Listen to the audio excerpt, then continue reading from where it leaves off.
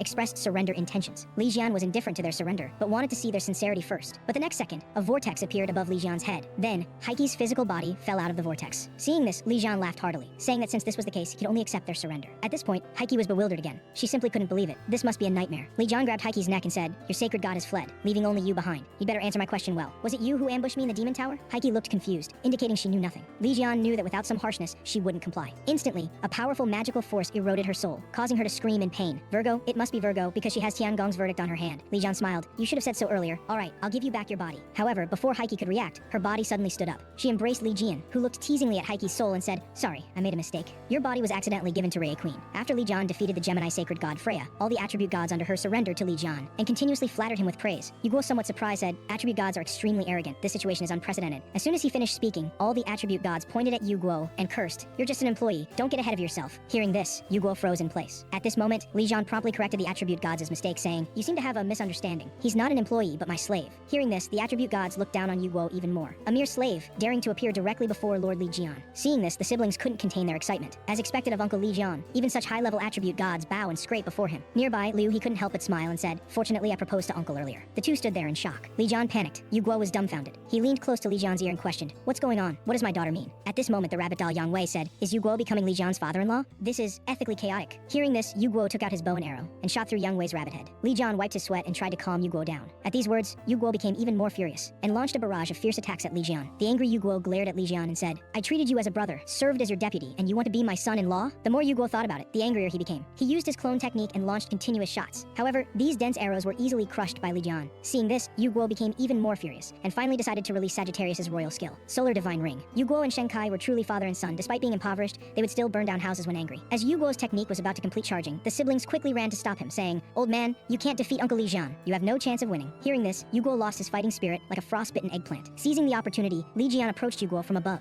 and gave him a punch. It wasn't until several hours later that Yu Guo slowly opened his eyes. Li Jian said, the children don't understand. Why did you need to get so angry? Do I look like the kind of person who would seduce a friend's daughter? They're just shy to express their feelings to you. To comfort you, they specifically bought gifts. As he finished speaking, the Shenkai siblings brought 2 cakes. Yu Guo looked at the cakes before him and was moved to tears. Seeing that there were no strawberries on the cake his daughter brought, Yu Guo looked at Lu He and said, daughter, daughter, why aren't there strawberries on daddy's cake? Liu He smiled. Sorry dad, I gave all the strawberries to Uncle Li Jian. Hearing this, Yu Guo immediately charged toward Li Jian, frantically trying to grab the cake from his hands. Just then, Liu He suddenly received an urgent assembly order. The red-level disaster Misfortune Thousand Claws had appeared at the Sky Bridge. From this moment on, all acolytes must respond to the call. A few days later, near the coast of Milani, the capital of Country B, nearly half of the constellation acolytes had gathered. They included the magically talented Pisces, the Taurus tribe known as the strongest defense, the Aquarius tribe with holy power capable of resisting atomic bombs, the Leo zodiac renowned as battlefield beasts, and the Capricorn zodiac responsible for manufacturing and enhancing various equipment. The Leo zodiac leader was enthusiastically giving a pre-battle motivational speech. Although their saint, Mark, had disappeared for half a year at the drachma auction, they wanted to use this opportunity to let the world know that Leo was still active. In a tent not far away, an old man wearing glasses was busy researching the equipment in his hands. His face revealed a sinister smile. Meanwhile, on Li Jian's side, he suddenly received a strange goat head statue. Without hesitation, Li Jian immediately threw it up and smashed it to pieces with a hammer. This statue was made by the Capricorn saint Vladimir. He was also a forger. Since Li Jian's disappearance, almost all top-tier equipment in the world came from his hands, but his forging skills were far inferior to Li Jian's standards. Yu Guo asked Li Jian, won't you listen to what he wants to say? Li Jian replied that it would all be nonsense anyway. On the other side, Vladimir cursed. He still has the same bad temper. It seems cooperation is impossible. At this moment, an acolyte stood outside the tent and said, Holy Lord, it's time. Vladimir said, is it? It's time to see what Thousand Claws really looks like. Just as Vladimir summoned a hammer, Li Jian, watching the live broadcast, immediately widened his eyes. This old guy not only stole my things but dares to show them off. I'm leaving immediately to deal with him. Elsewhere, just to suppress the disaster Misfortune Thousand Claws, the Leo zodiac leader gave the order, and everyone immediately rushed toward Thousand Claws. However, at that moment, Mark, still grappling with Thousand Claws, shouted, stay put until I extract the bone. Seeing this, Liu He was speechless. This fool was really causing trouble. She was instantly covered in red lightning and transformed into a red light that rushed forward. Other acolytes, seeing the Holy Lord rescued, immediately became excited and unleashed their strongest techniques against Thousand Claws. But just then, an even more terrifying supergiant red-level disaster, 10,000 Claws, suddenly appeared. Not far away, outside a tent, Vladimir chuckled. He had a detonation device in his hand, but before he could detonate it, a blade instantly pierced his palm, destroying the device. Then, slime directly bit him. From the spatial gate that appeared behind him, a figure slowly walked out. It was Li Jian, who said, long time no see. At the same time, on the battlefield, Liu He also detected the suddenly appearing 10,000 Claws, and knew she couldn't let it join the fight. She had to hold it back first. Since childhood, Liu He had watched videos of Li Jian dealing with disaster misfortunes. She had seen the strategy for 10,000 Claws countless times. Quick passage through small tentacles. Tentacles that couldn't be ignored were cut off with one strike. Once close enough, deliver a fatal blow. She arrived above the disaster misfortune, channeled all her magical power into her spear, and threw it toward the disaster misfortune's eye. But to her great surprise, her full strength attack was blocked so easily. Before Liu He could make a move, disaster misfortune's attack was about to strike. At the crucial moment, Mark immediately shielded her. However, disaster misfortune's powerful force still sent both of them flying. Just as Liu He was about to lose consciousness, she thought, if it were Li Jian, he would definitely charge forward with his sword like this too. But in the next second, she was startled awake, because the newcomer was indeed Li Jian. He charged directly toward disaster misfortune and struck with one slash. After a series of maneuvers, disaster misfortune was defeated by Li Jian. The people watching from the shore were frozen in astonishment. But some saints were dissatisfied with Li Jian, claiming they could have eliminated this disaster misfortune themselves. However, a tentacle suddenly appeared, wrapping around Li Jian and pulling him away. The next second, it swallowed him whole. Everyone was shocked. Who could possibly defeat this monster? But at that moment, a sharp blade pierced through disaster misfortune's head. Disaster misfortune roared in pain. Li Jian drilled out directly from disaster misfortune's body, and disaster misfortune perished on the spot. After emerging, Li Jian smiled and said, come taste this delicious sea cucumber. The reporter broadcasting from a distance crouched down in fear. When people around the world saw the returned hero defeat disaster misfortune, they cheered endlessly. At this moment, a book appeared in Li Jian's hand. The Bible of Ophiuchus had been generated. The saints read it aloud to increase Ophiuchus's power. Li Jian approached Liu He and asked if she was injured. Liu He responded with a sweet smile. Li Jian said, I broke your spear when I used it. I'll forge a new one for you. Hearing this, Liu He became extremely excited. Mark, who suddenly appeared, happily exclaimed, that's great. Li Jian responded with an annoyed expression. Are you crazy? Why are you shouting? Mark pointed at Liu He and said, she is the Vice Saint Lord of our Leo, my direct subordinate. If you're making a weapon for Liu He, then of course you should make one for me, the Leo Saint, as well. Hearing this, Li Jian grew increasingly angry and was about to curse at Mark, when suddenly, several kilometers behind them, there was a thunderous boom. A huge green mushroom cloud shaped like a ram's head rose into the sky. Immediately after, a green mist instantly engulfed everyone. The beast-transformed saints who inhaled the mist went into a frenzy and began slaughtering members of other saint groups. At this moment, Vladimir, piloting a robot, approached Li Jian and the others, saying, how do you like my masterpiece? It turned out that before the battle against disaster misfortune, all Leo saints had taken enhancement drugs developed by Vladimir, and these drugs had a chemical reaction with the smoke dust and molmort. In this state, the Leo saints would only obey his whistle commands. Vladimir looked at Li Jian with an evil smile and said, you look quite good when pinned to the ground. The enraged Mark told the old man to quickly restore his subordinates. Vladimir threw Li Jian's sword in front of him and said, if you want your subordinates restored, do as I say, kill Li Jian. Seeing that Mark didn't respond, he continued, I understand your position, and I'm sure you understand mine as well, because we have something in common, the sense of inferiority caused by Li Jian. The strength of Li Jian is like an invisible wall standing in front of you, and his forging ability similarly stands in front of me. He is like a peak we can never surpass. The more we struggle to compete and exceed, the more we feel it's insurmountable. Now an excellent opportunity lies before you. Just kill Li Jian, and I will forge the strongest divine weapon ever created for you. Then it won't be difficult for us to become the strongest group among the 12 saint groups. Hearing this, Mark picked up the sword and walked to Li Jian. Can we really become the strongest? Really? Meanwhile, the excited Vladimir thought everything was about to end. Suddenly, Mark turned and stabbed, piercing Vladimir's mecha heavily. Mark said, you turned my brothers into that state and thought I would listen to you? Old goat, don't compare me to yourself. I don't waste time on inferiority. I've already surpassed Li Jian now, I just lack a good weapon. I'm not like you, feeling so inferior that you want to kill Li Jian. Jian. How could weapons forged with your mentality possibly surpass those made by Li Jian? Hearing this, the enraged Vladimir directly manipulated his mecha to strike Mark. In a flash, his mecha arm was instantly destroyed by Mark's counterattack. Seeing this, Vladimir quickly retreated and rose into the air, then fired several missiles at Mark. The continuous explosions and smoke engulfed Mark. Just when Vladimir thought the Leo Saint wasn't much after all, the beast transformed Mark burst through the smoke. Empowered by his beast form, he concentrated all his magical power in his arms and instantly activated his skill, Caesar's Claw. Vladimir's mecha was completely shattered. Mark followed with another heavy stomp. He glared fiercely at Vladimir and said, "You sure have a lot of mechas?" Just as Mark was about to tear open the armor, Li Jian appeared beside the two and said, "When will your fight end?" His words frightened the two who were engaged in fierce combat. Then Li Jian kicked Mark away with one leg. Actually, Li Jian had been pretending to be captured, wanting to know what Vladimir was up to. But after waiting for a long time, these two kept fighting endlessly. The impatient Li Jian knocked down the saint who was controlling him with one kick. Li Jian looked at Vladimir and said, "We should talk about what happened in the Demon Tower 20 years ago." Hearing this, Vladimir began to recall. It turned out that the day before the Demon Tower raid 20 years ago, a man found Vladimir and told him Li Jian would die in the Demon Tower. Vladimir knew about this. Wasn't this the prophecy Yu Guo received from the Holy God? The man laughed. "I want to make this prophecy a reality." Vladimir was extremely happy. If Li Jian died, he would become the strongest forging saint. He rambled on so much that Li Jian became impatient. Li Jian asked, "Who exactly was that man?" Vladimir said, "I can tell you, but you must guarantee my safety." As soon as he finished speaking, Li Jian grabbed his chin and said, "You'd better understand the current situation. If you keep talking nonsense, I'll rip out your tongue." Vladimir trembled and said, "It was Virgo." Li Jian was stunned. This matched the answer he got from the witch Paula. "It seems necessary to meet Qin Ming and check the identification results of the sword that wounded me. First matter settled, now let's talk about the second. You've had my forging hammer for 20 years. It's time to return it." Under Li Jian's intimidation, Vladimir had no choice but to return the forging hammer. Then Li Jian flicked his finger, instantly summoning the 3 attribute gods he recently subdued, saying, "Take this old goat to your dimensional space. If he resists, break his limbs." Vladimir finally realized Li Jian wasn't in the same system as the other saints. He was the holy god who controls the constellations. After 2.5 hours, all controlled saints were restored to consciousness. When the Capricorn Zodiac leader learned his lord had been captured by Li Jian, he became mentally unstable. He ordered his subordinates to launch Molmort missile attacks against Li Jian. In a flash, Li Jian raised his forging hammer and struck hard, turning the Molmort missiles into fireworks. Seeing the fleeing Capricorn disciples, Mark asked Li Jian for a powerful weapon to deal with them. Li Jian chuckled, grabbed Mark and swung him, directly knocking the fleeing saints flying. Li Jian looked at Mark and said, "Indeed, the hand feel isn't great." Meanwhile, in Virgo's jurisdiction area of Country X, a Virgo team was conducting a rescue mission. 2 days ago, a patrol team in this area suddenly lost contact. They rushed to rescue immediately after receiving orders from superiors. Just then, cries for help came from ahead. The rescue team hurried over, but the captain felt something was wrong. The cries sounded mechanically repetitive. When he looked back, he found his team members had already vanished. The cries for help suddenly sounded from behind him. A disaster misfortune appeared out of nowhere. By the time he reacted, it was too late. It turned out that 10 years ago, Sheng Kai and his mother were waiting in a station hall. Suddenly, the lights in the entire waiting hall went out. Li Ziyuan discovered a large amount of strange red mist appearing out of nowhere. When he looked at Sheng Kai and his mother, he was shocked. Behind them, outside the window, appeared an incredibly huge disaster misfortune. But the mother and son hadn't noticed. At the critical moment, he rushed forward and pushed them away. Amid the cries of Sheng Kai and his mother, this first Sagittarius Saint group leader was swallowed by the disaster misfortune. Faced with a terrifying disaster misfortune that appeared out of nowhere, everyone was too scared to move. Sheng Kai's mother immediately picked up her son and fled. Due to the chaos at the scene, Chen Jiu could only place Sheng Kai in the car first. She said, "Let's stay strong and wait for Dad." But the next second, she was carried away by a vine. As the boy cried incessantly, more vines were attracted. In the emergency, a ball of intense flames burned all approaching vines. The newcomer was the little boy's father, Yu Guo. Upon learning his wife and friend had been captured by the monster, Yu Guo became furious, his magical power turning into flames that filled his entire body. When he arrived above the monster, he saw his wife trapped on the disaster misfortune's back. He immediately rushed up to rescue her. His action also attracted the disaster misfortune's attention. It instantly shot out dozens of vines, striking Yu Guo, who had neglected his defense. Sensing the divine power filling Yu Guo's body, the disaster misfortune drooled. It began frantically absorbing the divine power from Yu Guo's body. At this life or death moment, a golden lightning bolt struck the disaster misfortune from the sky, and the other survivors were each encased in bubbles. Those who intervened were the representatives of Leo, Aries, Gemini, and Scorpio, 4 holy god proxies who came to support. Faced with the fierce attacks from several saints, it opened its giant mouth. The saints could hardly believe what they saw. This monster actually swallowed their attacks, and its injuries from the lightning were rapidly healing. It roared, and hundreds of vines shot out. Seeing this, Heike immediately cast a magic barrier for defense, but the destructive power of the disaster misfortune's vines was terrible. Soon, Heiji was internally injured, and her magic barrier was about to break. At the critical moment, Libra Saint Giselle finally arrived. She used the golden rule to pin the toad disaster misfortune to the ground. Since her control skill couldn't bind it for long, she told Heike to use space magic to teleport the monster away first. Hearing this, Heike said, "Even so, it will reappear someday." Giselle said, "With our current power, we can't destroy it. Better to send it away first." Just as the toad disaster misfortune broke free from the restraint, Heike's teleportation magic was finally activated. At this time, in a hospital room, a woman in a coma lay quietly on the bed. She was Chen Jiu, the mother of Sheng Kai and Lu He. Since that incident, their mother had been in a coma for over 10 years. Because of this incident, many citizens of Country H criticized Sagittarius for not only failing to eliminate the disaster misfortune, but also causing more casualties due to their inadequate abilities. As a result, Sagittarius lost many saints, and became the last ranked constellation saint group. Suddenly, a phone call interrupted Yu Guo's thoughts. Yu Guo said, "Today is an important day. I don't want to talk about work or accept any commissions." When he heard the words Bloodlight Mist, Yu Guo's eyes widened. The creature that attacked Country H's waiting room 10 years ago, Bloodlight Mist, had appeared again. Due to that incident, Yu Guo's wife and the first saint group leader remained in comas in the hospital, and half of his power had been taken by the toad disaster misfortune. And through Yu Guo's narration, Li Jian finally understood everything. Because of this, the property authority granted to Yu Guo was also stripped by other saints. Li Jian said, "Since we've encountered Bloodlight Mist this time, let's end it. Revenge after 10 years. Yu Guo vowed that this time he would sever this cursed fate. Meanwhile, on the other side, Sheng Kai found Ray Queen. He hoped Ray Queen would help him him open the door to Gemini's magic library. Although he had said he would leave the Gemini Saint group, he had to stay with Gemini to learn the soul summoning skill, to awaken his mother, and all those who sacrificed that day. Even if there was only a glimmer of hope, he wanted to try his best. Then Raikeen used the Fairy Queen's authority to open the secret library's teleportation channel. After Shenkai entered the secret library, Raikeen reported everything that had just happened to Li Jian. Li Jian finally understood why Shenkai refused to become an Ophiuchus saint. At this time, Shenkai quickly found the book he wanted to consult. The moment he opened the book, streams of magic formula runes flew out from the book. As he was carefully reading, a figure lurked behind the bookshelf sneakily. The next second, the book in Shenkai's hand vanished. That book instantly appeared in the hands of Yin Shiyu, the youngest son of the Libra Saint. At this point, Shenkai had no time to waste with him, and immediately channeled all his magical power. But Yin Shiyu's face was full of mockery as he said, "You can be so arrogant in front of me only because of Li Jian. That being the case, today I'll let you know what despair truly is." Then he pulled out Libra's sacred artifact, the cross balance. With a blinding light, a three-dimensional image appeared before Shenkai. It was the live broadcast of the battle between Bloodlight Mist and Li Jian's group. It turned out that just now, Yu Guo had issued a retreat signal when the Disaster Misfortune search team was verifying each group's numbers. They discovered that one group had mysteriously lost contact. Upon hearing this news, Yu Guo immediately became enraged, his body engulfed in raging flames. Li Jian said, "Don't lose your rationality. Just a little anger to boost your combat power is enough." As soon as he finished speaking, the entire ground began to shake, and many thick vines emerged from below. Then, a mountain-sized monster jumped up from underground. Seeing this, Li Jian immediately charged forward, stepping on the monster's face. With a slight force, the monster was sent flying back. Li Jian said, "So you're the one who made my friend and nephew suffer so much." The toad Disaster Misfortune glared viciously at the human who suddenly appeared. It sensed that this human wasn't easy to deal with, immediately controlling roots to tightly wrap around Li Jian's lower legs. But Li Jian remained unmoved. Then, a surge of flames instantly burned away the vines. Yu Guo said, "Don't be careless. It can devour any magical attack." But Li Jian just chuckled. The next moment, Li Jian gathered his magical power to activate Ophiuchus' skill, Super Regeneration. His injured leg immediately recovered. Then he switched to his sacred artifact, the hammer. "Since it's so gluttonous, today I'll rip open its belly." Li Jian then raised his giant hammer and charged, delivering a heavy blow to the toad Disaster Misfortune's head. Yu Guo also seized the opportunity to order everyone to draw their bows and shoot. Instantly, many arrows hit the toad Disaster Misfortune. The toad Disaster Misfortune knew this was disadvantageous, so it manipulated its roots to stab at Yu Guo and the others, forcing them to leap to avoid. Seeing everyone dodging so awkwardly, Li Jian immediately summoned slime, transforming it into a giant pair of scissors. "Let me help trim these annoying branches for you." Li Jian leaped high into the air, charging toward the toad Disaster Misfortune. After several operations, the vines were cut to pieces. The toad Disaster Misfortune cried out in pain. When everyone saw the toad Disaster Misfortune piled on the ground like mud, they were all stunned. Was it over so quickly? It was simpler than imagined. Perhaps it was because Lord Li Jian was too powerful. At this moment, Yu Guo was in disbelief. This isn't right, it can't be this simple. Meanwhile, on Shenkai's side, Shenkai said, "Yin Shiyu, although your plan is great, Lord Li Jian's strength is beyond your imagination." Yin Shiyu laughed. "I underestimated them. Do you know why that Disaster Misfortune is so obsessed with eating? Because everything it devours becomes its power. You've experienced this, haven't you?" Upon hearing this, Shenkai was shocked. Yin Shiyu said, "Let's continue to enjoy this," as he activated the sacred artifact in his hand. At that moment, thousands of miles away, the toad Disaster Misfortune's heart suddenly emitted a golden light. Its body rapidly recovered, and the city barrier not far away emitted a strange light. Li Jian sensed energy constantly gathering underground and slashed downward. He saw that the toad Disaster Misfortune's roots had extended into the city within the barrier through underground pipes. This way, the entire city became its granary. Instantly, the toad Disaster Misfortune's injuries were completely healed, and its aura was even stronger than before. Shenkai recalled what Yin Shiyu had just said, as if he had witnessed all this before. Shenkai seemed to realize something. Suddenly, a childhood memory flashed in his mind. "It's you. The one who caused trouble in the waiting room back then was actually you." The arrogant Yin Shiyu covered his mouth and snickered. "Congratulations, you're right. It's been so stifling to conceal this for 10 years. Even if you know, what can you do? Report me? Perhaps your father already knows I'm the culprit. But what can you do about it? Don't forget, my mother is Libra, the head of the 12 constellations, the strongest saint." Faced with such a deranged lunatic, Shenkai no longer wanted to waste time with him. He immediately headbutted him. Yin Shiyu had no time to react, and was instantly knocked unconscious. Shenkai decided to escape with the magic book before he woke up. When Shenkai saw the Libra sacred artifact in Yin Shiyu's hand, he immediately realized that Yin Shiyu had used it to resurrect Bloodlight Mist. This thing should be useful for destroying Bloodlight Mist. Then he directly used the magic book to open a teleportation to the battlefield. Meanwhile, on the other side, Yu Guo was leading everyone in an arrow attack against Bloodlight Mist. The toad Disaster Misfortune quickly wrapped itself with roots for defense. However, the next second, a swift beam of light directly cut off its roots. It was Li Jian using Ophiuchus' skill, Abyss Slasher. But immediately after, a tree root directly pierced Li Jian's arm. Li Jian merely frowned, then activated his skill, Super Regeneration. Soon after, a large number of tree roots attacked Li Jian. In the moment of crisis, Yu Guo immediately arrived, burning away the attacking roots. Li Jian, with his arm wound healed, punched with all his might, once again shattering the toad Disaster Misfortune into pieces. But immediately after, the shattered toad Disaster Misfortune began to reconstitute itself, instantly returning to a completely unharmed state. If they continued like this, the two would eventually be exhausted by this monster. So Li Jian directly activated his skill, 13th Sense, to detect its weakness. To Li Jian's surprise, this creature actually had 3 energy cores. Among them, the most active core was continuously devouring souls and life energy transported from the barrier. Upon learning this, he hurriedly told Yu Guo. Now the barrier protecting the city had become a cage imprisoning people. So Yu Guo directly ordered everyone to destroy the barrier. Unexpectedly, a large number of tree roots suddenly appeared, binding everyone from Sagittarius. The toad Disaster Misfortune let out a great roar, and numerous red orbs appeared on the tree roots. The red orbs were actually the souls of victims controlled by the toad Disaster Misfortune. Those souls floated toward the Sagittarius team. Meanwhile, on Shenkai's side, the Libra artifact changed his teleportation trajectory, sending him directly to a strange large tree. Seeing countless unconscious people having their life force frantically devoured by tree roots, Shenkai immediately noticed this strange large tree hidden behind the Virgo emblem. This tree must be the key energy hub supplying the Bloodlight Mist. He immediately channeled his remaining magical power to conjure a steel armored warrior. With just a casual punch, half of the strange tree was destroyed. At this moment, Shenkai could no longer suppress his inner rage. It was because of this thing that his mother remained in a coma. It also took away most of his father's divine power, making him a laughingstock. And there was Uncle Zayuan's death, as well as the deaths of those innocent people. It was this thing that caused countless families to break apart. Under Sheng Kai's powerful punch, the strange red tree was heavily damaged again. Far away on the battlefield, the Toad Disaster Misfortune suddenly seemed struck by lightning. It sensed that the control hub hidden in the city had been damaged. No longer caring about anything else, it rushed toward the city barrier. Yu Guo, seeing the Toad Disaster Misfortune so panicked, guessed that some key point was affecting it. He then drew his bow and nocked an arrow, infusing it with magical power. Then, the golden arrow pierced through the Toad Disaster Misfortune's head. Before the Toad Disaster Misfortune could react, 3 more arrows pinned it to the ground. Immediately after, several golden ropes firmly bound it. Meanwhile, on Sheng Kai's side, after his all-out attack, the tree finally fell apart. As the strange tree was destroyed, the city barrier began to collapse. Having destroyed the Toad Disaster Misfortune's energy hub, Sheng Kai lay exhausted on the ground. The next second, scorching flames instantly illuminated the entire sky. Then, an even more terrifying wave of fire rushed toward him. An energy light appeared around Sheng Kai's body. It was the skill activated by the Ophiuchus artifact, Snake Spirit Shield. After the fiery wave disappeared, the entire city had turned into ruins. The one who had just launched such a terrifying attack was the Toad Disaster Misfortune. Now, it had transformed into a fiery fire toad. The Toad Disaster Misfortune had discovered who ruined its plans through its tracking eye skill, so it immediately rushed over. Seeing that the Toad Disaster Misfortune's target was his child, Yu Guo instantly appeared in front of Sheng Kai, blocking the fierce attack. And now Yu Guo was having his divine power absorbed by the Toad Disaster Misfortune. His consciousness was gradually sinking, seemingly about to fall into endless darkness. A dazzling light illuminated his heart. Long-sealed memories surfaced in his mind. Darling, we haven't taken a family photo in a long time. Let's go take one together. Wow, darling, your outfit is so cute. Thinking of this, Yu Guo immediately gritted his teeth and awoke. He absolutely couldn't give up. His family and Li Jian were all waiting for him. Just a little closer, and he could reclaim everything. As Yu Guo was about to reach the energy core, a prompt sounded in his ear. Great Lord of Light, you have touched fragments of the Sagittarius sacred god. The fragments wish to return to their source of power. On the other side, Li Jian instantly emerged from beneath the buried rocks in the ruins. He swung his dual blades and charged toward the Toad Disaster Misfortune. With one direct blade storm attack, he opened a large hole in its belly. He also saw Yu Guo struggling there, so he immediately jumped in, saying, "You fool, how much longer do you plan to stay in here? There are many things waiting for you to do." But after coming out, Yu Guo fell unconscious. Seeing this, Li Jian could only use his skill, 13th sense, to examine him. It turned out the energy Yu Guo reclaimed was slowly merging with his body. The power had been contaminated by the Toad Disaster Misfortune, causing a rejection reaction, but the impact wasn't serious. He told Sheng Kai to take care of Yu Guo first. While he continued fighting, the Toad Disaster Misfortune began to panic seeing Li Jian's stance. Li Jian jumped directly onto its head, then summoned his hammer, and delivered a strike directly at the Toad Disaster Misfortune's energy crystal core. It knew it would die here today, so it decided to take a few down with it. Li Jian laughed. Yu Guo might be a bit foolish, but he's not weak, as several huge rocks were about to crush the father and son. In the next second, a scorching fire tornado filled the entire sky. It was the fully recovered Yu Guo using Sagittarius's royal skill, Sun God Ring. The scorching firestorm instantly condensed in the high sky, turning the rocks to ashes. The reporters broadcasting from a distance were all so frightened their eyes widened, while the Libra Saint watching the broadcast frowned tightly. The crazed Toad Disaster Misfortune wanted to seize Sagittarius's divine power again. A massive tree roots frantically climbed toward the figure in the sky. Yu Guo raised one hand. Annoying roots, disappear now. Suddenly, large patches of golden light descended from the sky, instantly turning the pitch black night into daylight. It was Sagittarius's skill, Sky's Radiance. Li Jian saw this and chuckled, immediately using his exchange skill. Since it's already come to this, let Yu Guo finish it off. At this moment, Yu Guo directly drew his bow and nocked an arrow. In his mind flashed images of Sheng Kai crying as a child. He always believed it was his fault. If not for his crying, they would have left the waiting room earlier. Mom and Uncle Zai Yuan wouldn't have been hurt, and Dad wouldn't have been defeated by the monster. Yu Guo always wanted to tell him, Sheng Kai, none of this was your fault. With a thunderous boom, the Toad Disaster Misfortune in the bloodlight mist was completely annihilated. Looking at the city turned to ruins and the 100-meter deep crater that appeared. Li Jian sighed. I didn't expect the destruction to be this severe. Yu Guo displayed a faint smile and said, thank you, Li Jian. However, when Li Jian took out a light orb, Yu Guo was stunned and asked, what is this? Li Jian said, I'm not sure either. I found it in the Toad Disaster Misfortune's crystal core. He then opened his divine eye to examine it, discovering that a large number of souls were sealed inside. As Ophiuchus's divine power was infused, the orb began to crack. Then numerous light orbs instantly flew in all directions. Li Jian said, these are all the souls devoured by the Toad Disaster Misfortune. Now they will return to their bodies and awaken. Hearing this, Sheng Kai excitedly asked, will Mom and Uncle Zayuan wake up too? Li Jian smiled. Yes, and happy birthday, Sheng Kai. Meanwhile, on Yin-Qiu's side. Learning the situation, the man smashed a bottle against his head, then stepped on Yin-Qiu's face and said, you can't even handle such a simple task. Truly useless. This man was the eldest son of the Libra Saint, Yin-Qiu's brother, Yin Taiyu. On the other side, everyone was busy with a post-blood light mist battle cleanup. Li Jian was checking the Ophiuchus panel. After resolving the blood light mist, his power trial was finally completed, and he received the reward of transforming his body into a divine body, though there would be some side effects during enhancement. This operation against the blood light mist was also recorded in the Ophiuchus sacred scripture. To Li Jian's surprise, there were fragments of the short sword in the blood light mist's crystal core. This indicated that whoever stabbed him in the demon tower was from the same group controlling the Toad Disaster Misfortune. Combined with intelligence he'd previously obtained from Qin Ming, the Virgo treasury contained a large amount of equipment with the same energy signature. Although all discovered clues pointed to Virgo, it seemed too coincidental. Li Jian decided that regardless, he would deal with them first. Li Jian had planned to set off with Yu Guo. Yu Guo said, rest a bit longer. Not everyone is invincible like you. Li Jian unhappily said, you're all too fragile, everyone complaining about being tired. Li Jian asked why he didn't go back with Sheng Kai. Yu Guo just smiled. He didn't feel worthy of seeing his wife and Zai Yuan now. Whether it was Virgo or Libra, they both had major problems. Plus, what Sheng Kai had just said. Yu Guo decided that no matter what, he must find the mastermind behind all this. Li Jian looked at everyone and said, you all go back. Against Virgo, you'll only be burdens. Hearing this, everyone instantly drooped like frost-beaten eggplants. But Li Jian pointed at one person and said, you can stay. Gute was extremely excited, thinking Li Jian recognized his ability as the Sagittarius team leader. Actually, Li Jian just wanted someone to do odd jobs, as it was too dangerous for Sheng Kai to go back alone. In the current situation, there were many radical people who might cause trouble. Hearing this, Yu Guo couldn't sit still. Li Jian then took out a silver coin. Before Sheng Kai left, Li Jian had given him a silver coin as a birthday gift, because Li Jian had discovered through his divine eye skill that Sheng Kai's faith in Ophiuchus had already reached 300%. As long as he passed Ophiuchus's test, he could become an Ophiuchus subordinate and gain divine power granted by Ophiuchus, and this Ophiuchus silver coin was the key. Meanwhile, at the Virgo Council, the man was anxiously relaying a message to someone. The original plan could eliminate Li Jian and Sagittarius while framing the Virgo saint, but now he was about to return. Before he could finish speaking, the sound of hurried footsteps suddenly approached. The Comer burst through the tightly closed doors and said, "What is going on? Why did a disaster misfortune appear in Virgo's territory? And why was it Li Jian who resolved it?" The newcomer was the Virgo saint, Kevin Azar. He said, "Since they've intruded into my territory, let's have an all-out fight." As several people were about to leave with murderous intent, to buy time, the bespectacled man said, "Holy lore, I'll lead the way. I roughly know where Li Jian and his team went." But in his hand appeared a pair of contact lenses. Meanwhile, on the other end of the phone, the man hadn't expected Kevin to return so quickly, and hadn't expected he was care so much about Li Jian. The next phase of the plan had to be executed immediately. At this moment, the man found Li Jian and indicated he had a request. He was the head of the Virgo Inquisition, Perio. He said, "We need Lord Li Jian to eliminate the Virgo saint. Virgo has fallen into chaos now. Kevin acts arbitrarily and has lost his authority. The fed-up Inquisition has decided to stop Kevin's tyranny, and your sacred artifact, Tiangong's verdict, has been privately hoarded by him. That's why we've come to you, hoping for your help, Lord." Just as Li Jian had eliminated all the Virgo Guardian subordinates and was preparing to enter the warehouse, Kevin finally arrived. He said, "Finally found you, Li Jian. You traitors are here too, planning to use Li Jian to eliminate me?" Hearing this, Perio was startled, thinking, has he discovered us? But when Kevin saw the Virgo subordinate shattered on the ground, he was stunned, immediately becoming angry and saying, "Who did this?" The next second, everyone present pointed at Li Jian. Kevin said, "I have one more reason to kill you, Li Jian." After speaking, Kevin directly drew his sword and charged at Li Jian. As Li Jian's physique was still in the process of transforming into a divine body, most of his power was unusable. The moment Kevin's Frost Winter sword appeared, Li Jian's hands and feet began to freeze. At the critical moment when the blade was about to hit, a splash of blood flew out. The blade had wounded not Li Jian, but Perio. Then Li Jian instantly appeared beside the two, directly hammering them both away. From the beginning, Li Jian had seen through this guy's problem using his divine eye. His faith in Virgo was only 3%, while his faith in Libra was 97%. Yu Guo said, "You betrayed Li Jian in the Demon Tower back then. Now you're betrayed by your own subordinate. How does it feel?" Kevin looked puzzled and asked, "What betrayal of Li Jian? What are you talking about?" Yu Guo said, "You stabbed Li Jian in the Demon Tower years ago and pushed him into the abyss." Kevin thought Yu Guo was slandering him and wanted to argue. The next second, he was frozen in place, unable to move. His right arm and sword were tightly bound by golden ropes. The one who acted was Perio, and in his hand he held Libra's sacred object, the golden rule cross scales. However, halfway through casting the skill, Kevin sensed the danger, but his entire arm was bound by ropes, making escape impossible. In the moment of crisis, he could only cut off his own arm, then jumped out of the scales. Perio was stunned, then laughed maniacally. Although he couldn't use Kevin as a sacrifice, the saint's arm would still work for casting the skill. Perhaps torturing him slowly afterward would be more interesting. With the half arm as a sacrifice, a black hole appeared on the other end of the scale. Li Jian and the others wanted to attack to stop this, but it was too late. A strange space suddenly descended. Skeletal monster claws emerged from both sides of the ground. In front of the skeletal claws stood a 100-meter altar. Perio looked down at Li Jian and the others, chuckling. "Welcome to the burial ground I've prepared for you." The Virgo team immediately rushed forward to clear the traitors for Holy Lord, but the next second they froze in place because they couldn't feel the divine power granted by their deity. Even their Holy Lord Kevin had been disconnected from the deity. Not only that, but Yu Guo and the other Sagittarius members also couldn't use the power granted by their deity. Perio laughed maniacally. "This is a sealed independent space. You can't receive power from the deities." After speaking, he directly controlled the monster hands to attack everyone. Li Jian didn't care about that, picking up his hammer and charging forward. Seeing this, Perio immediately waved the sacred artifact in his hand. The next second, a spatial rift appeared in the void. Then more monsters transformed into hands tried to crawl through the rift, instantly rushing toward Li Jian and trapping him. Perio thought these monster hands could quickly deal with Li Jian, but unexpectedly, no matter how many hands there were, they couldn't take him down. Li Jian laughed, saying, "You're so naive. You think this level can endanger me?" The moment Li Jian finished speaking, the entire space developed several cracks. Beams of light shot in, piercing through the strange hands, and Li Jian's body emitted an extremely dazzling blue light. Meanwhile, on Sheng Kai's side, seeing people in the hospital who had been in comas for 10 years due to the bloodlight mist wake up one by one, a smile appeared on Sheng Kai's face, wondering if his mother and Uncle Zayuan had awakened yet. But a commotion suddenly interrupted his thoughts. The troublemaker had trampled a newly awakened patient under his foot. Seeing Sheng Kai, he said, "So you're here. I've been looking all over for you." The newcomer was Yin Shiyu's brother, the Libra Saint's eldest son, Yin Taiyu. After speaking, he channeled magic power in his hand and struck. The situation was sudden. Sheng Kai could only mobilize his remaining limited power to defend. Having depleted most of his magic power earlier destroying the Toe Disaster Misfortune's energy hub, without having recovered, Sheng Kai was instantly heavily injured and sent flying, crashing through the wall of a hospital room. This room was where his mother was resting. After Yin Taiyu stealing the magical book, Sheng Kai had no more strength to resist. Yin Taiyu raised one hand, preparing to kill Sheng Kai, saying, "Go reunite with your mother in hell," with the floor collapsing. Sheng Kai and his mother fell directly from the hospital building. Without any magic power, he had no way out. Thoughts raced through his mind. Every time he faced danger, it was his uncle, his sister, and his father who helped him. This time without anyone's help, what could he do? Seeing his comatose mother falling with him, Sheng Kai immediately held her tightly. He said, "I can't give up. I can only rely on myself now. This time, I will protect mother." At that moment, a mysterious voice sounded in Sheng Kai's ear. "Master of Ophiuchus, welcome, you with the indomitable spirit. Now you have qualified for Ophiuchus's entry test. Do you accept?" At this moment, Sheng Kai no longer cared about anything else. As long as he could protect his mother, he was willing to do anything. The next second, Ophiuchus's divine power filled his entire body. Then they landed safely. Having gained power, Sheng Kai immediately rushed up and swung his fist at Yin Taiyu. With just one punch, Yin Taiyu fainted. Sheng Kai said, "I've had enough of all this. I don't want to lose any more family members, whether it's mother or Uncle Zayuan." He determined that from now on he would protect everything himself. Then the mysterious voice sounded again. "You have passed the test. The first saint of Ophiuchus is born." At the same time, a new chapter has been created in the Bible, Li Jian's Gospel. After Li Jian gained his first saint, Tiangong's verdict returned. His invincible warrior spirit was revealed once again. Li Jian's Ophiuchus Holy Spirit's divine power fully erupted. Just by familiarizing himself with the feel of his old equipment, the ground for several kilometers instantly split in two. too. The bottomless abyss shocked everyone present. Seeing this scene, Perio collapsed to the ground. Li Jian smiled. Why aren't you struggling anymore? You're the high and mighty Libra lackey. Even an insect would squirm a bit. As Li Jian approached, Perio activated the Libra sacred object again. Commanded. The monsters all rushed toward Li Jian. Li Jian said wildly, that's more like it. As Li Jian eliminated a large number of monsters, the sealed independent space was also severely damaged. Seeing Li Jian's vitality, Perio hadn't expected things to develop this way. Just as he was about to escape, Kevin raised his sword to strike him. But the next second, a strange black mist energy blocked the sword. Then the strange black mist transformed into a human shape. It was the Holy Lord of the Cancer, Luis Moran. He looked at Perio with a mocking expression and said, didn't you promise to eliminate them? Were you just trying to escape? At this point, Perio was under his control and could only watch everything happen. Louis said, alright, I'll give you one more chance. After speaking, Luis Moran directly controlled his body to cast Libra's skill, Equivalent Exchange. Then, Perio transformed into a disaster misfortune composed of various strange monster hands. Li Jian discovered that his body enhancement had reached 85%. Once over 80%, the side effects during enhancement disappeared. This time, he wanted to feel how much power he would have after being enhanced to a divine body. However, when he exerted half his strength, he froze. Meanwhile, outside the Virgo temple, Qinming arrived after receiving Li Jian's notification. He thought the Holy Lord Kevin and Li Jian were still fighting in the temple, but the next second, the entire temple exploded. After the dust settled, not only had the temple disappeared, the entire Virgo sacred land had turned to ruins. Li Jian was shocked. With just 85% enhancement, it has such power. What will happen at 100%? It seems mastering this power will take some effort. An angry Kevin nearby said, Li Jian, you madman, look at the damage you've done. Meanwhile, the Holy Lord of the Cancer was standing like a servant, listening to a reprimand. The person above said, not only did you fail the mission, they also saw you. Louis Moran replied, wasn't it you who asked me to capture Li Jian? I only did my best according to your request. The other person said, are you challenging me? Then he raised a finger. Instantly, several golden chains bound Louis Moran, forcing him to kneel on the ground. Frightened, Louis Moran quickly explained, how dare I be disrespectful in your presence? The other person said, I hope this composed attitude of yours will ensure your success next time. This person was none other than the Libra saint, Giselle Lawrence. She asked Louis Moran about his next plan. With cold sweat on his face, Louis Moran hurriedly said, Kevin will try hard to defend his innocence, so their next destination should be the Scorpio. Meanwhile, after Li Jian and his companions dealt with the Virgo traitor, Kevin said that the one who harmed Li Jian in the Devil's Tower 20 years ago should be the Scorpio constellation to prove his innocence. He directly brought Li Jian and others to Virgo's underground secret warehouse. These were things he discovered when investigating Scorpio 5 years ago. These weapons had the same runes and aura as the short blade that wounded Li Jian. Kevin determined that Scorpio had close ties with those who endangered humanity. But Lu Hei, who suddenly appeared, didn't think so. Lu He said she had been staying with Scorpio all along, and Haley had given her a lot of help. She believed the Scorpio saint wouldn't harm Uncle Li Jian. As everyone was arguing, Li Jian's stomach made gurgling sounds. Soon, everyone arrived at a restaurant. Lu He handed Li Jian a pen with Ophiuchus aura. Haley had entrusted her to give it to him. Surprisingly, this pen bore the mark of the recorder. The last part of Li Jian's Ophiuchus holy god trial was the trial of wisdom, finding a recorder who could document the whereabouts of Ophiuchus. What surprised him was why this item would be in Haley's possession. At this moment, Qinming interrupted Li Jian's thoughts and said, all the items in the warehouse have been confirmed. They are indeed the same as the dagger that wounded Li Jian, and several are related to Scorpio. Li Jian felt that everything seemed deliberately guided, like someone leading them on. From the beginning, all investigation results pointed to Virgo. This also led him to become suspicious of Kevin. Although he couldn't be certain, Li Jian felt Kevin probably wasn't the real culprit. As Kevin said, if he couldn't defeat Li Jian fair and square, doing these things behind his back would be meaningless. He asked Li Jian what he planned to do next. Li Jian said, since all signs indicate this is related to Scorpio, I also want to know why she asked Lu He to bring this pen. Sheng Kai has just become my saint disciple. It seems I won't see him for a while again. Hearing this, Lu He and Yu Guo were shocked. Yu Guo said, Li Jian, what did you just say? Li Jian laughed and said again, Sheng Kai is now my saint disciple, and he's the first one too. However, the next second, an even more intense chill came from behind. Lu He said, why wasn't it me? Perhaps Uncle Li Jian doesn't want to answer. I'll ask Sheng Kai. Then she took out her phone and sent a message. Sheng Kai, how could you do this to your sister, stealing Uncle Li Jian's first time? Meanwhile, on Sheng Kai's side, just as he had defeated Yin Taiyu, someone suddenly appeared, startling him. The person said, you are indeed extraordinary, Sheng Kai, to defeat the eldest son of the Libra saint. As he finished speaking, the man changed back to his original appearance. It was actually the Gemini saint leader, Kui Shenge. He immediately began channeling magical power using the magical tome. In an instant, he summoned Gemini disciples to surround Sheng Kai. He said, you must come with us. Then, he ordered everyone to use Gemini's soul summoning technique. Sheng Kai laughed and said, bring it on, I'm not who I used to be. With the appearance of a purple magic array, a large amount of magical power flowed into it. Even Sheng Kai's magical power was extracted. The next second, an elderly white-haired man with deer antlers flew out from the magic array. Kui Shenge broke into a cold sweat when he saw the old man appear. How could it be him? This was an existence that even the Holy Lord couldn't control. This old man was the strongest elf in history, the first elf king, Elysium. It turned out Kui Shenge had captured Sheng Kai to interrogate him about the whereabouts of Gemini Saint Heike. But what they never expected was that the combat elf summoned with everyone's magical power was actually Elysium. Kui Shenge couldn't understand why this great deity would be summoned. Even with all their combined magical power, it shouldn't be possible to summon the first elf king. The first elf king said, I did indeed sense the Gemini summoning wave, but what led me here was this young man's aura. Then he asked Sheng Kai, which holy god's aura do you carry? I've never felt it before, but this aura is very powerful. I now want to join your side. Sheng Kai was shocked because he currently belonged to Ophiuchus, which was led by Li Jian. Hearing this, Kui Shenge was greatly alarmed and extremely surprised. He hurriedly shouted, First Elf King, how can you do this? You are Gemini's attribute deity. Elysium said, why not? The connection with the Gemini holy god has long been broken. Even your holy lord has disappeared. What's the point of staying with Gemini? Just one sharp glance made Kui Shenge tremble all over. Learning that the first Elf King was on his side, Sheng Kai immediately felt invigorated. The next second, Sheng Kai froze because he couldn't feel any magical power flowing within him. But he heard a notification. Your Ophiuchus divine power has been depleted. Sheng Kai was bewildered. Why would this happen? The Elf King said, the magical power that guided me here couldn't have been all your strength, right? Sheng Kai said, if you know that, why don't you help resolve this? The Elf King blushed and said, we're not in that kind of relationship yet. We haven't established a contract. Kui Shenge laughed. Sheng Kai, give up on contracting with the first Elf King now. It's not too late to come with us. But the next second, a figure crashed through the wall, rushing toward him. Before he could react, he was slammed into the ground. When he saw who had attacked, Sheng Kai was stunned. Who dares threaten young Master Sheng Kai. Stay here forever then. This person was the first Archer Constellation Saint leader who had been asleep for 10 years, Li Zayuan. The Gemini group was somewhat afraid, but they thought there were only 2 people against them, giving them a numerical advantage. But then, several more figures descended from the sky. It was the entire elite force of the Archer Constellation who had arrived after the battle with the Blood Mist. Seeing everyone who suddenly appeared,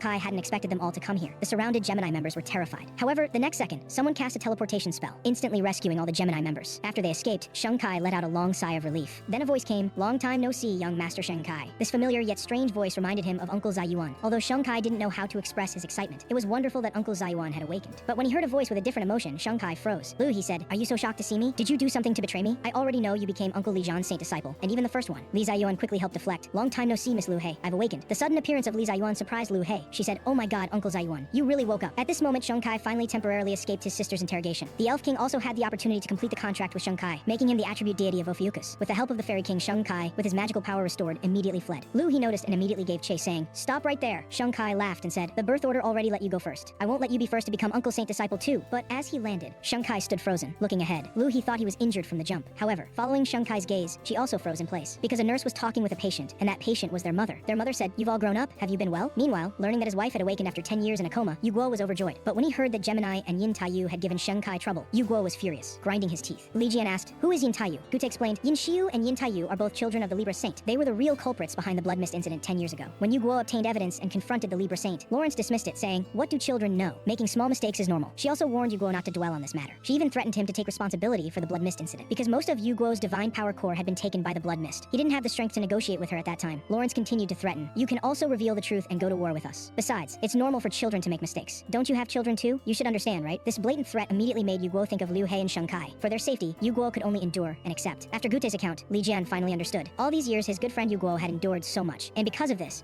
Kai and Liu He were forced to be sent to other saint groups, because the weakened Archer Constellation could no longer guarantee their safety. Fortunately, Kai had now become Li Zhan's saint disciple. Then Li Zhan looked at the Ophiuchus panel. With the appearance of the first disciple, the Ophiuchus mission had been updated. The Ophiuchus badge has been generated. Designate one person as the Ophiuchus saint, with a rank of at least double S Li Jian. Then looked at Yu Guo, who had just finished a phone call. Feeling uneasy under this direct gaze, Yu Guo wondered what was wrong. Li Jian said, "Yu Guo, do you want to be a saint in my constellation?" This sudden question confused Yu Guo. "What? Me becoming your saint?" However, the next second, the Archer Holy God suddenly appeared. He angrily looked at Li Jian and said, "Are you trying to poach my people?" Li Jian said, "Why so serious? I was just kidding." After appeasing and sending away the Holy God, Kevin became displeased. He accused Li Jian of not inviting him, so Li Jian asked if he was willing. Kevin laughed proudly. "I would never join." He even extended his left hand to mock Li Jian. Li Jian immediately gave him a frenzied rain of punches. While they were laughing and fighting, preparations for the teleportation array were completed. Due to disaster misfortune monsters, they couldn't establish a direct teleportation to Scorpio yet. They had to go to Leo first, then transfer to Scorpio. When they stood on the teleportation array, Yu Guo pointed at Kevin and asked, "Why are you coming with us?" Kevin said, "If Li Jian is defeated by someone else, I'll be unhappy. The first to defeat Li Jian must be me. So, until then, I'll eliminate all possibilities." When they arrived at the Leo constellation territory in Country M, they were speechless at Mark's enormous statue. Living in his own world all day, even self-admiration should have limits. But approaching cheers caught Li Jian's attention. "Welcome to Country M, Li Jian. Leo constellation Saint Stephen Mark invites you." Li Jian sneered. "Why should I go?" Kevin also chimed in. When they saw the people beside Li Jian, several froze and whispered. As expected of Li Jian, he's even made 2 great saints his left and right protectors. Someone nearby thought he was afraid of their Scorpio Holy Lord, so he called them to unite. But as soon as he spoke, he was kicked and fell unconscious. A man quickly helped the unconscious person and begged Li Jian for mercy, then handed over an invitation. Meanwhile, at the Leo constellation headquarters, Stephen Mark exclaimed in shock, "What? I have to compete with Li Jian?" The Leo Saint group leader explained, "Holy Lord, don't worry. You just need to show up." But Mark was actually panicking inside, knowing he was no match for Li Jian at all. The Saint group leader continued, "Holy Lord, I know everything. When you attacked Thousand Claws last time, you were ambushed by Li Jian. It must be because Li Jian still holds a grudge from his defeat 30 years ago, so he took revenge." But Mark couldn't express his frustration. He knew his own capabilities. When he heard that media and guests would attend, Mark trembled all over. He directly suspected this person wanted to ruin him and take his place. Angry, Mark stood up to leave. The Saint group leader was about to call after him. Mark roared, "Do you need to ask when I go to the bathroom too?" But after Mark left, the Saint group leader revealed a sinister smile. Shortly after Li Jian and Mark arrived at the fighting arena, what made Mark relieved was that he had just worked out conditions with Li Jian, although he didn't understand why Li Jian wanted to test these people's abilities. They could end the match in a draw, which was perfect for Mark. But a video clip projected on the screen caused an uproar throughout the venue. It was footage from 30 years ago when Li Jian deliberately lost to Mark. Anxious and flustered, Mark hurriedly explained to Li Jian that he hadn't arranged this. Li Jian said, "I took your money and deliberately lost to you in the past and you still show it off?" Mark said, "I paid 50 billion for it, why can't I?" Mark suddenly realized he had misspoken, and everyone whispered in astonishment. Kevin was shaking with anger. Yu Guo said, "It's exactly as you heard. Li Jian donated that 50 billion to disaster areas." Kevin roared, "He's willing to waste time fighting with that idiot. Why does he always refuse my battle invitations?" With that, he charged forward with his long sword. Yu Guo quickly called Gute to stop Kevin. The Leo constellation group thought Li Jian couldn't win, so Li Jian called for help, so they also rushed up to support their holy lord. As many spectators invaded the arena, the fighting venue instantly became chaotic. But when Mark saw all the charging people being knocked down by Li Jian, he was completely dumbfounded. Then Li Jian looked at Mark and said, "All right, your turn. If you hadn't provoked me with that old footage, I might have let you off." Hearing this, Mark immediately channeled all his magical power and charged at Li Jian. Unexpectedly, Li Jian directly punched him in the face, instantly sending him flying back. Before Mark could recover, Lee John's fists came again. In an instant, dozens of punches landed on Mark's face. Just as he was about to give in, Kevin finally found his chance and rushed over. As he shouted about wanting to fight Lee John, two figures flew toward them. It was Oliver, the Leo constellation leader who had been beaten up by Liu He. With a thud, he landed. Oliver, who had been a man, now suddenly transformed into a woman. She had used Pisces' transformation technique, and she was actually the SS rank Pisces Saint Selbia. Seeing this, Kevin shook with anger. Every time he wanted to fight Lee John, he was interrupted. But when he thrust his sword into the ground, a voice came. By the time he noticed, it was too late. His sword had pierced someone's chest. Coincidentally, this scene was broadcast worldwide. With this sudden development, everyone looked at Virgo St. Kevin. Kevin was also panicked, not knowing why this had happened. But the next second, he was startled. The stabbed person said, "How did you discover me, Kevin Azar?" Then the person who had just been stabbed emitted a dazzling light. Hearing this voice, Lee John gnashed his teeth and said, "It's you again, you waste Giselle Lawrence." The man rose like a puppet. Libra appeared behind him. The puppet said, "Long time no see. I never thought you'd survive the Devil's Tower." Lee John directly baited, "Whether it's the Virgo incident or the blood mist, your actions are as despicable as ever." The puppet controlled by Lawrence narrowed its eyes and said, "So what? That's why I hope never to see you again." The puppet then looked at Kevin and said, "Kevin, why was your sword thrust into Lee John's heart back then so useless?" Kevin instantly erupted in anger. "Lawrence, what trick are you playing now? Still trying to frame me?" The puppet laughed. "Don't deny it. Didn't you boast then that you had killed Lee Jean?" Before the puppet could finish, a flame tornado instantly engulfed it. The attacker was Yu Guo. Yu Guo said, "Kevin, stay calm. Don't be fooled by his words. Don't you understand the nature of Libra's people yet?" The puppet waved a hand, and the flames immediately dispersed. Seizing the opportunity, Kevin rushed forward, but his sword couldn't penetrate at all. The puppet said, "Yu Guo, even if you've regained your power, these little flames aren't enough to burn me, and the blade needs to be sharper, Kevin." Then the mark on the puppet's forehead caught everyone's attention. Divine mark, a special mark bestowed by holy gods to their disciples. Disciples with the divine mark could connect with holy gods, using power equivalent to a saint. Now the puppet's power was almost equal to Giselle Lawrence herself. Just as everyone was at a loss for what to do, Lee John cut down with a knife. The puppet said, "Unless you summon up a holy god, otherwise." Before he could finish, his mark chain instantly broke. Lee Jean split it in half. Meanwhile, Lawrence never expected Lee Jean could cut through the divine seat mark. Then she laughed. Since Lee Jean had such power, the upcoming plan shouldn't be boring. When Lee Jean cut through the divine seat mark, he also learned this technique. Since Mark was unconscious, Liu He, as Leo's vice holy lord, directly announced Lee Jean as the winner. As Lee Jean accepted everyone's celebration, Kevin curiously asked Yu Guo, 20 years ago, Lee Jean didn't have holy god support, right?" Yu Guo asked puzzledly, "What are you trying to say?" Kevin said, "Lee Jean shattered the divine seat mark with just his own power. He has no holy god, yet he's more powerful than all saints. Is it possible he's a new constellation holy god?" Meanwhile, Shang Kai, hiding in the bushes, was discovered by a boy and ran away in fright. Since other saint groups wanted to restrain Lee Jean's newly formed Ophiuchus constellation, Shang Kai, as the first disciple, became everyone's target. While escaping, Shang Kai noticed a fallen silver coin emitting light. The next second, Yu Guo was violently teleported over by Lee Jean. Shang Kai quickly hid behind his father, saying, "He must be here to assassinate me too." The boy explained, "I didn't do anything." But father and son didn't believe him. As the three argued, the dark night sky suddenly showered with light. Then, the archer holy god Apollo suddenly appeared, his sharp gaze fixed on the boy. He never expected a holy god would intervene. "Since you attacked first, don't blame me." His eyes flashed with red shimmer. Instantly, he summoned the archer constellation Bible. Then he wrote on it, "The night withdrew its grace of light. Humans under the night sky receive no such blessing." However, the next second, the archer holy god instantly vanished from the night sky. Yu Guo angrily said to the boy, "What did you do?" The boy laughed. "How can the sun appear at night? I just sent the holy god back." This boy with such abilities was actually Scorpio's recorder, Eugene. Then he modified the archer constellation Bible again. Suddenly, a spiritual pressure came, directly pressing Yu Guo down. Looking at the book in the boy's hand, Yu Guo suddenly remembered it was the sacred Bible that the holy god often read. That was a text only holy gods could read. How could he do this? Could he be? Now Yu Guo finally realized Eugene had modified the Bible's content. The Bible recorded the holy gods' deeds, equivalent to myths and legends. They would transform into the attribute power of the saint group. Only one type of person could read and write the scripture, the constellation recorder. Arrogant holy gods didn't allow people with such abilities to exist. Long ago, holy gods and attribute deities together eliminated all people with recorder abilities. Now Yu Guo finally understood why the holy god suddenly appeared earlier. While Eugene continued to gloat, Lee John suddenly descended from the sky. He directly stomped Eugene into the ground. He couldn't even be dug out. Then Lee John looked at the disheveled father and son. Lee Jean said, "I'm just a little late and you're already being bullied again?" And Eugene beneath his foot had already passed out. But when he woke up, discovered himself already tightly bound by slime. Lee John looks curiously at Eugene and says, "Your ability is quite interesting, Mr. Constellation Recorder." Upon hearing the word recorder, Eugene is startled and says, "I don't know what you're talking about." Little does he know that Lee John has already understood everything using his divine eye. After realizing his identity is exposed, he immediately uses Scorpio's skill to escape, then quickly flashes away from Lee John. Eugene knows he can't possibly run away, so he flies directly toward Yu Guo and his companion, intending to take them hostage. However, before Eugene gets close, Lee John quickly moves away while holding Jiayu. He's surprised, but since that's how it is, he should prepare for battle. As Eugene unleashes a series of sharp attacks, Lee Jian's dodging movements become increasingly effortless. After several rounds, Lee John lets out a yawn. This action infuriates Eugene to the extreme. Lee John even sticks out his tongue to taunt him, while Jiu, being held in Lee John's arms, is absolutely thrilled. Shang Kai says, "Mom looks very happy." Zai Yuan explains, "That's because she's also a devoted fan of Master Lee Jian." Yu Guo, standing nearby, is not pleased at all. He tells Lee Jian to let go of his wife right away. One person desperately chases and attacks, another person dodges while sleeping with someone in his arms, and the third one cries loudly. Chen Jiu immediately shouts, "Husband, just wait a moment. If I don't take this opportunity, when will I ever have the chance to be held by Master Lee Jian again?" Hearing this, Yu Guo heartbrokenly vomits blood. He directly lies on the ground, sobbing loudly. Eugene seizes the opportunity, wanting to repeat the same trick he used on Yu Guo. But when the words "unable to view" appear, he immediately becomes alert because the opponent is a new constellation without records. However, in the next second, a large hand comes at him, instantly slamming him into the ground. The one who struck was the attribute deity that Lee Jian had previously subdued. Then Lee Jian looks at Eugene and says, "Come join my sacred group as my recorder." But Eugene doesn't agree. Since that's the case, Lee Jian snaps his fingers and makes his move. Just as the attribute deity's giant sword is about to pierce down, a crimson scorpion tail directly blocks it. The one who intercepted was Haley, the Scorpio saint. She looks at Eugene and says, "Always so impulsive, haven't I always told you to be more careful?" careful. Don't you know how dangerous such recklessness can be? However, a voice comes through, startling Haley. Long time no see. When she turns around, she finds Li Jian already standing in front of her. Scorpio's authority god reprimands Li Jian for disrespecting his holy lord, while Haley is already trembling nervously. She quickly turns her head away, but her face is already turned completely red. She then loses her balance and kneels directly on the ground. Shang Kai and Chen Ji look at all this in surprise. Eugene also feels something is strange. How did the Scorpio Saint suddenly become like this? Is this still the Haley they know? Haley hurriedly tries to calm her inner nervousness. Li Jian should be in Leo territory right now. Why would he appear here? Then she secretly turns her head to look at Li Jian behind her. Li Jian has always thought Haley disliked him, just like 20 years ago, always hiding whenever they met. Li Jian speaks up. What are you freaking out about? I still have questions for you. But this scene appears completely different in Haley's eyes. Her heart races wildly, as if Li Jian is about to confess to her. Li Jian grabs her shoulders and tells her to calm down, making her face turn even redder. Li Jian keeps shaking her, telling her to wake up. Before long, Haley has passed out with a completely flushed face. Li Jian says with frustration, do you dislike me that much? Looks like I can't confirm the information with her now. Then Li Jian says to Shang Kai, come here, let me help you take a look. Shang Kai says excitedly, okay uncle, what do I need to do? Li Jian says, nothing, just prepare to receive the baptism. Because after Li Jian slew the Libra puppet last time, he not only learned the divine mark, but also received a new mission to baptize the disciples. The first disciple to be baptized will receive an incredibly huge benefit. Shang Kai says he's not ready yet. He feels such a solemn ceremony should be preceded by bathing and changing clothes. However, in the next second, the baptism ceremony directly begins, and a dazzling light instantly shines forth. When he opens his eyes again, he finds himself in boundless darkness, followed by a mysterious voice. Are you the human who wants to become Ophiuchus' first disciple? Shang Kai says, yes, I am ready to follow Ophiuchus. As soon as he finishes speaking, a sacred and solemn light appears behind him. When Shang Kai turns around, he sees stars suddenly light up and connect with each other. As the starlight connects, an immensely huge body gradually appears. Sharp scales emerge on its surface. A moment later, a boundless towering giant python appears directly in front of Shang Kai. As the giant python opens its enormous mouth, the dazzling light disperses much of the darkness. A human figure suddenly appears. Shang Kai wants to see this person's appearance clearly, but the blinding light only allows him to see the outline, which resembles Uncle Li Jian. This person merely glances at Shang Kai, then sends several streams of divine power flying toward him. The divine power instantly enters Shang Kai's body. Subsequently, Shang Kai suddenly opens his eyes. The baptism ceremony is finally successfully completed. Li Jian withdraws his palm and smiles. How was it? Shang Kai is extremely excited. Not only has he awakened as a complete Ophiuchus vanguard, he is also certain that Uncle Li Jian is the sacred god of Ophiuchus. Haley, who has regained consciousness, staggers to her feet and says, Li Jian, congratulations on having your first disciple. After completing the baptism for his disciple, Li Jian's baptism and 13th sense skills are upgraded. He looks at Haley and says, are you in better spirits now? Then he directly activates his skill, the 13th sense, on Haley. The terrifying sacred god pressure sweeps across the entire scene. Li Jian reaches out and grabs Haley. Scorpio's attribute deity wants to stop him but is blocked by Li Jian's subordinates. Li Jian sighs, why didn't you dodge? Haley says, I'm not arrogant enough to think I could dodge a sacred god's attack and you won't harm me. Li Jian says, why does your power have the aura of unknown disaster misfortune? Has a Scorpio sacred god been kept in the dark by you as well? Seeing disguise was exposed by Li Jian, Haley directly admits that her origin is indeed from an unknown civilization, but she considers herself human and also indicates that she is on Li Jian's side. Hearing this, Li Jian doesn't doubt her, but when he asks how she can prove it, Haley is stunned, as she doesn't know how to prove it. Li Jian chuckles and orders Slime to produce a questionnaire. After seeing the questions, Haley doesn't think they're difficult. She then quickly writes down the answers, while Li Jian and Slime reveal mischievous grins. After receiving Haley's questionnaire, Li Jian examines it carefully. Although she doesn't understand why Li Jian asked her to fill this out, she wants to know how Li Jian will judge her true intentions. But she has forgotten that Li Jian possesses a pen that can write all truths, and this pen was given to Li Jian by Lu He at her request. Seeing the pen return to its original form, Haley suddenly becomes flustered, her face turning extremely red. Question 1. What are your thoughts about Li Jian? Haley's answer is comrade. But through the truth pen, Li Jian sees a different answer. So handsome, I like him so much, that's why I betrayed the unknown civilization and came to his side. Question 2. What kind of relationship do you want to establish with Li Jian? When Li Jian is about to read the answer, the embarrassed Haley quickly rushes forward to stop him. Li Jian is stunned by the answer. Haley's subordinate says, it's because of you. Our princess betrayed her own civilization and stood on the side of humans. Haley says, stop talking, take Eugene, let's leave. Because she's too embarrassed to stay here any longer. Li Jian immediately says, where do you think you're going? I haven't finished asking yet. The shy Haley has no choice but to obediently remain in place and wait. Then Li Jian takes out the short sword that once wounded him and says, what else do you know about the origin of the unknown civilization's weapons? Haley says, this is a weapon with the power of a monarch's aura. The so-called monarch is the highest level in the unknown civilization. They infuse their power into weapons, allowing their subordinates to complete assassination missions. Unknown civilization weapons carrying such power can threaten sacred god-level beings. So even when you were stabbed by such a weapon, you couldn't resist. This is an extremely dangerous thing. Over the years, whenever I encounter them, I collect and seal them. Li Jian finally understands why Kevin found a large number of such equipment when investigating Scorpio. At this moment, Gute notices an issue. 20 years ago, Master Li Jian eliminated the Red Eye. But could there be more leader-level beings in the unknown civilization? Kelly indicates that the Red Eye is not the ultimate disaster misfortune. There are at least 3 more disaster misfortunes of the same level as the Red Eye. Hearing this, Li Jian isn't surprised, because in the Demon Tower, he killed someone who called himself the Administrator, and he had said the same thing. Yuguo says, Li Jian, did you hear that? There are actually 3 more monsters like the Red Eye. Li Jian smiles. Don't be afraid. No matter who stands in my way, I'll cut them all down. Then he says to Haley, I believe you're on our side, but I want him. Hearing this, Haley is startled but immediately agrees. Soon, Li Jian and the others return to Scorpio's hospital, and Eugene has changed from Scorpio's recorder to Ophiuchus's recorder. Having become part of Ophiuchus, Li Jian tells him to start working seriously. Eugene still thinks that after completing the constellation's record, he'll make Li Jian regret giving him the Bible. When the recording of the Bible is completed, the sacred god's deed 5 also appears. The recorder who denied the sacred seat becomes servant to Ophiuchus. Eugene chuckles, let me modify this a bit. Deed 5 is directly rewritten by Eugene too. The recorder who denied the sacred seat, Ophiuchus becomes his servant. Eugene laughs triumphantly at his successful scheme. Li Jian kneel before me and tremble, but in the next second, he is met with Li Jian's fist. He can't understand why Li Jian can still attack him. Li Jian grabs Eugene's head and turns it to one side, because Yuguo's wife Chen Jiu is also a recorder with recording abilities. On the other side, Libra's St. Lawrence learns that that not only has Scorpio's saint joined Li Jian's camp, even the recorder has become his disciple. Although Li Jian's forces are continuously expanding, his enemies are also increasing. She immediately orders her subordinates to closely monitor Li Jian's situation. Upon learning that Yin Xiu has already gone to monitor, Lawrence becomes furious. Since this useless son has already taken action, she'll give him one more chance. Meanwhile, on Li Jian's side, Eugene is exhausted from writing Ophiuchus's Bible and collapses on the ground. Despite this, the pen in his hand continues to work automatically. Due to Li Jian's enhancement and Eugene's blood, the pen has developed self-awareness. Even if Eugene is unwilling to continue working, the pen writes automatically. At this moment, just as Yin Xiu, who is hiding behind the door monitoring, is about to make his move, Kevin suddenly kicks open the door and rushes in. He shouts, "Li Jian, come out and explain. Why did you leave me alone in Leo territory?" When Li Jian and others appear, they not only see Kevin, but also see Lawrence's son Yin Xiu, who is pressed to the ground by the door. Li Jian thinks Kevin brought him, but Kevin says he doesn't know him at all. Upon seeing Yin Xiu, Yu Guo can't contain his inner hatred. And when Kevin learns that he is the culprit behind the blood mist, he immediately draws his sword, determined to avenge his severed arm. Haley believes Lawrence must have sent him to assassinate the recorder. Li Jian steps on Yin Xiu's face and says mockingly, "Kid, this time you're done for." Seeing this intimidating group, Yin Xiu is terrified and can't think clearly. He immediately calls upon his attribute deity to help him escape. Facing the appearance of ropes, Li Jian doesn't stop him, but instead shows a smug smile. In just the blink of an eye, Yin Xiu successfully escapes with the help of his attribute deity. Yu Guo wants to chase after him but is stopped by Li Jian. Li Jian smiles. Catching just him would be too disappointing. What I want is far more than just him. Meanwhile, in Libra's luxury resort, Yin Taiyu is receiving treatment from Aquarius's attribute deity. Yin Xiu falls from the sky and crashes down. Learning that his brother has botched another mission and exposed their identity, Yin Taiyu curses loudly. "Idiot, you always mess up mother's tasks." He doesn't know that Yin Xiu's hatred for his brother has reached its peak. Soon the two arrive at an underground room. They stop in front of shelves filled with crystals. These are all energy crystal core from disaster misfortunes. They plan to sacrifice them all at once, intending to use the exchange skill to summon a high-level disaster misfortune to deal with Li Jian. At the moment the skill is activated, a golden light beam shoots into the sky. The golden light gradually dims, and quickly turns into a dazzling cyan light. Then a figure slowly emerges from the cyan light. The moment the figure appears, Yin Xiu immediately feels fear. He quickly hides behind Yin Taiyu. In the next second, a hammer flies out from the cyan light. With just a brief encounter, Yin Taiyu passes out. "So you two are hiding here," Li Jian says, raising the small bird in his hand. "I picked this up on my way here. It's the thing you used to escape just now, right?" Seeing the attribute deity struggling in Li Jian's hand, Yin Xiu can't understand. They sacrificed so many offerings, which should have summoned a great disaster misfortune. Why did the attribute deity bring him instead? As Li Jian approaches, Yin Xiu panics more, saying, "Wait, we know we were wrong. We admit our mistakes and will surrender. We can also apologize to the Sagittarius sacred group." But Li Jian doesn't listen. With a loud boom, Tiangong's verdict directly descends from above. Li Jian says, "Have you forgotten the most important thing? Guilt." Seeing Li Jian, like an abyss demon, slowly raising the knife in his hand, Yin Xiu is instantly drenched in cold sweat. As the son of Libra's saint, he never thought he would have to pay for his mistakes. However, in the next second, he notices the sacred artifact at his feet, the cross balance. And at this moment, Yin Taiyu also regains consciousness, thinking there was a minor error in the summoning ritual. Unexpectedly, Yin Xiu uses the sacred artifact on him, employing the equivalent return skill. Immediately, several chains tightly bind him. His body also gradually begins to transform into a disaster misfortune. Li Jian laughs. As expected of Libra's son, the younger brother sacrificed his own brother. Then Li Jian stomps his foot, sacred ground descends. In an instant, Libra's golden scales shatter to pieces. Because this place is now Ophiuchus's territory, Libra's powers can no longer be used here. Also because of this, without Libra's power support, Yin Taiyu dies during the mutation process. Seeing everything happening before his eyes, Yin Xiu becomes even more desperate. Looking at the gradually collapsing Yin Xiu, Li Jian smiles. "How about it? Shouldn't this farce end now?" Then Li Jian uses Sagittarius' skill, Observer's Eye. "Come on, speak your last words." He hopes Yin Xiu will confess and apologize to everyone before death. Unexpectedly, the frenzied Yin Xiu shows no remorse, continuously making excuses. The bloodlight mist issue has been resolved. Everything is over. Why are you still dwelling on it? I am the son of Libra's St. Lawrence. If you dare touch me, my mother will not let you off. Before he can finish, he notices Li Jian is dozing off. Yin Xiu thinks Li Jian never intended to listen to him speak, but Li Jian slowly opens his eyes and says, "Are you finished? I heard you very clearly, and so did everyone else." It turns out Li Jian used the Observer's Eye skill to broadcast the situation to the whole world. After learning the truth, ordinary people all flock to demand an explanation from Libra. "What do you mean it's over? Is this something a human can say?" If not for Li Jian, thousands of people would have died. Seeing the world's curses and rebukes, Yin Xiu completely panics. Even if his mother is Libra's saint, she cannot quell everyone's anger. Li Jian smiles. Congratulations on becoming a criminal despised by the whole world. As Li Jian's gleaming sword is about to strike down. However, in the next second, a golden light appears behind him. "Enough, Li Jian. I will no longer stand by." It's Lawrence's voice transmitted remotely. Hearing his mother's voice, Yin Xiu instantly tears up. Li Jian laughs nearby. "Finally showing up? Waste." Lawrence says, "Li Jian, I didn't expect you to cause such a commotion." Li Jian directly mocks. "Is releasing disaster misfortunes to destroy cities a small matter to you?" After saying this, Li Jian steps on Yin Xiu's back and says, "Since you don't like my way, let's do it the way you prefer. Either fight me and let me teach you all a lesson, or expose all your crimes and pay the price. Of course, you also need to tell me who stabbed me in the demon tower." Such provocative demands. How could Lawrence possibly agree? Without another word, Li Jian directly brings down his sword. With blood splattering, Lawrence's remotely controlled authority is completely panicked. Lawrence says, "Can you bear the consequences of doing this?" Li Jian says nonchalantly, "What, you're already angry? I'm just getting started." Li Jian activates his super regeneration skill and instantly several beams of light envelop Yin Xiu. Because Li Jian had previously used the sacred ground descend skill, his super regeneration skill also received a boost. And Yin Xiu, who just experienced the brink of death, is extremely terrified. Before he can react, Li Jian's giant sword strikes again. Faced with the frenzied attacks, Yin Xiu can only let out heart-wrenching screams. Seeing this scene, Lawrence never imagined Li Jian would really dare to act. Even more terrifying to her is that Li Jian possesses the power to control life and death. At this moment, pain overwhelms Yin Xiu's brain, his face filled with fear. Seeing Li Jian repeatedly torture and save Yin Xiu, Lawrence can no longer endure. But in the next second, a massive disaster misfortune is directly teleported to Libra's sacred ground. When Lawrence sees the monster's figure, she instantly bites her lips in anger, blood flowing from between her teeth. Looking at the stunned Libra saint, Li Jian mocks, "Your most beloved eldest son has has returned. You should be happy. Give him a good hug. Lawrence is furious. Li Jian, you've completely angered me. I will make you pay for all of this. Li Jian says sarcastically, this is just my answer to your choice. Anyone who stands in my way will meet this fate. Whether it's someone chosen by the sacred group or an unknown civilization's disaster misfortune, even a sacred god would be the same. After saying this, he directly slashes and kills Libra's attribute deity. Seeing him kill the attribute deity, Lawrence completely erupts. A golden light beam shoots into the sky. Then she orders, contact all branches and allied sacred groups to launch a total attack. We must eliminate Li Jian. After all her subordinates depart, a figure appears behind her. It's a monster from the unknown civilization. Lawrence waves her hand. Instantly summoning a planetary device, a large amount of black mist emerges from the sphere. Lawrence grabs it, as if trying to capture the dark realm. And in the unknown civilization's dark area, over 1 million Calamity troops are ready. Suddenly a golden hand descends from the sky, directly reaching into the depths of the dark area. Meanwhile, Lawrence pulls out a black-red gas cluster from the sphere, and Demon Eye gradually forms on the black cluster. Instantly, a terrifying energy surges into Lawrence's body like a tidal wave. As time fermented, everyone waited for Libra's next move. Some people, with an attitude of watching the drama, said that Li Jian might be slandering Libra. This was a common negative strategy between saint groups. Others said, with such a major incident, isn't it strange that Libra's side remains silent? Well, it's hard to say. Libra's people might still be busy making up excuses to dismiss this incident. Looking at the media broadcast, Haley said, I didn't expect that besides poisoning Li Jian's food, you could also do this. Kevin replied, I'm just managing the media discourse under my control. Besides, what I gave him was a supplement, not poison. What about you? Haley said, what I added was an antidote that could dissolve your inferior poison. Then both turned to Yuguo and asked, with things blown up so big, where has the main culprit gone? Yuguo was also full of questions. Meanwhile, after dealing with the Libra Saint's 2 children, Li Jian was busy taking over Libra's resort, planning to build it into Ophiuchus' temple. You Libra trash? Wait for my punishment. He directly activated his gluttony skill. In the face of absolute power, even Aquarius's attribute deity had no choice but to receive Ophiuchus. From her explanation about disinfectant, Yuguo and others who just arrived also understood the situation. Could this guy Li Jian be planning to settle down here? Kevin's casual remark startled Haley. Then Haley immediately summoned Scorpio's attribute deity, telling him to bring everything that could be given to Li Jian. The attribute deity hesitated. Haley immediately scolded, hurry up, I don't want to lose to others in this regard. When the gates of the Ophiuchus temple opened, waves of scorching heat immediately surged forward. In the center of the hall stood a massive lava furnace. The burning magma inside instantly shocked everyone. So this is what Li Jian built after destroying Libra's resort? He couldn't be planning to build an ironworks here, could he? As Yuguo and others gradually approached, the sound of metal being hammered became clearer. When everyone found Li Jian, he was sweating profusely and paused his work, saying, you've come. However, when Li Jian turned around, Haley was triggered, with 2 streams of hot blood shooting from her nose. Everyone who saw this was speechless. Then Haley fainted directly. Yuguo asked, didn't you just occupy this place? How did you build all this so quickly? Li Jian said he unlocked the gluttony skill when he occupied this place. After specifying a target, regardless of its type, he could devour it and recreate it. I'm full of energy now, and have mountains of work to do. This is the weapon I promised to make for Lu Hei, and I'll forge one for Sheng Kai and Ji Yu too afterward. Upon hearing this, Sheng Kai and Ji Yu were thrilled. Yuguo thought his good brother had forgotten about him. But Li Jian reached out his hand and said, take it out. Yuguo asked in confusion, take what out? Li Jian said, what else could it be? Of course, it's the broken royal sacred artifacts of Sagittarius. But in the next second, the entire hall shook violently. Sheng Kai and others discovered that Haley had suddenly disappeared. When everyone went outside, they found her standing alone, surrounded by boxes. Facing Li Jian's gaze, Haley immediately became nervous. She said, since you're settling down here, consider these as my housewarming gifts. Haley thought her words sounded natural and was quite satisfied with her performance. She didn't realize how flustered she appeared in Li Jian and others' eyes. Yuguo looked at Li Jian and said, she's definitely sincere. Why don't you two get married? When Haley opened one of the boxes, she was startled. These things weren't hers. They were all envelopes addressed to Li Jian, and one of them bore the seal of the Leo Saint group. Li Jian frowned. Why would someone from Leo write to me? Yuguo teased, maybe it's from one of your fans. Haley said it was a resume. Li Jian was even more confused. Why would someone from Leo send me a resume? Sheng Kai thought it might be from his sister, because yesterday at the arena, he announced she was leaving Leo. Meanwhile, at the Leo Saint group headquarters, an angry Mark smashed the table before him with one punch. He said, what exactly are you dissatisfied with? Tell me, I'll help solve anything I can.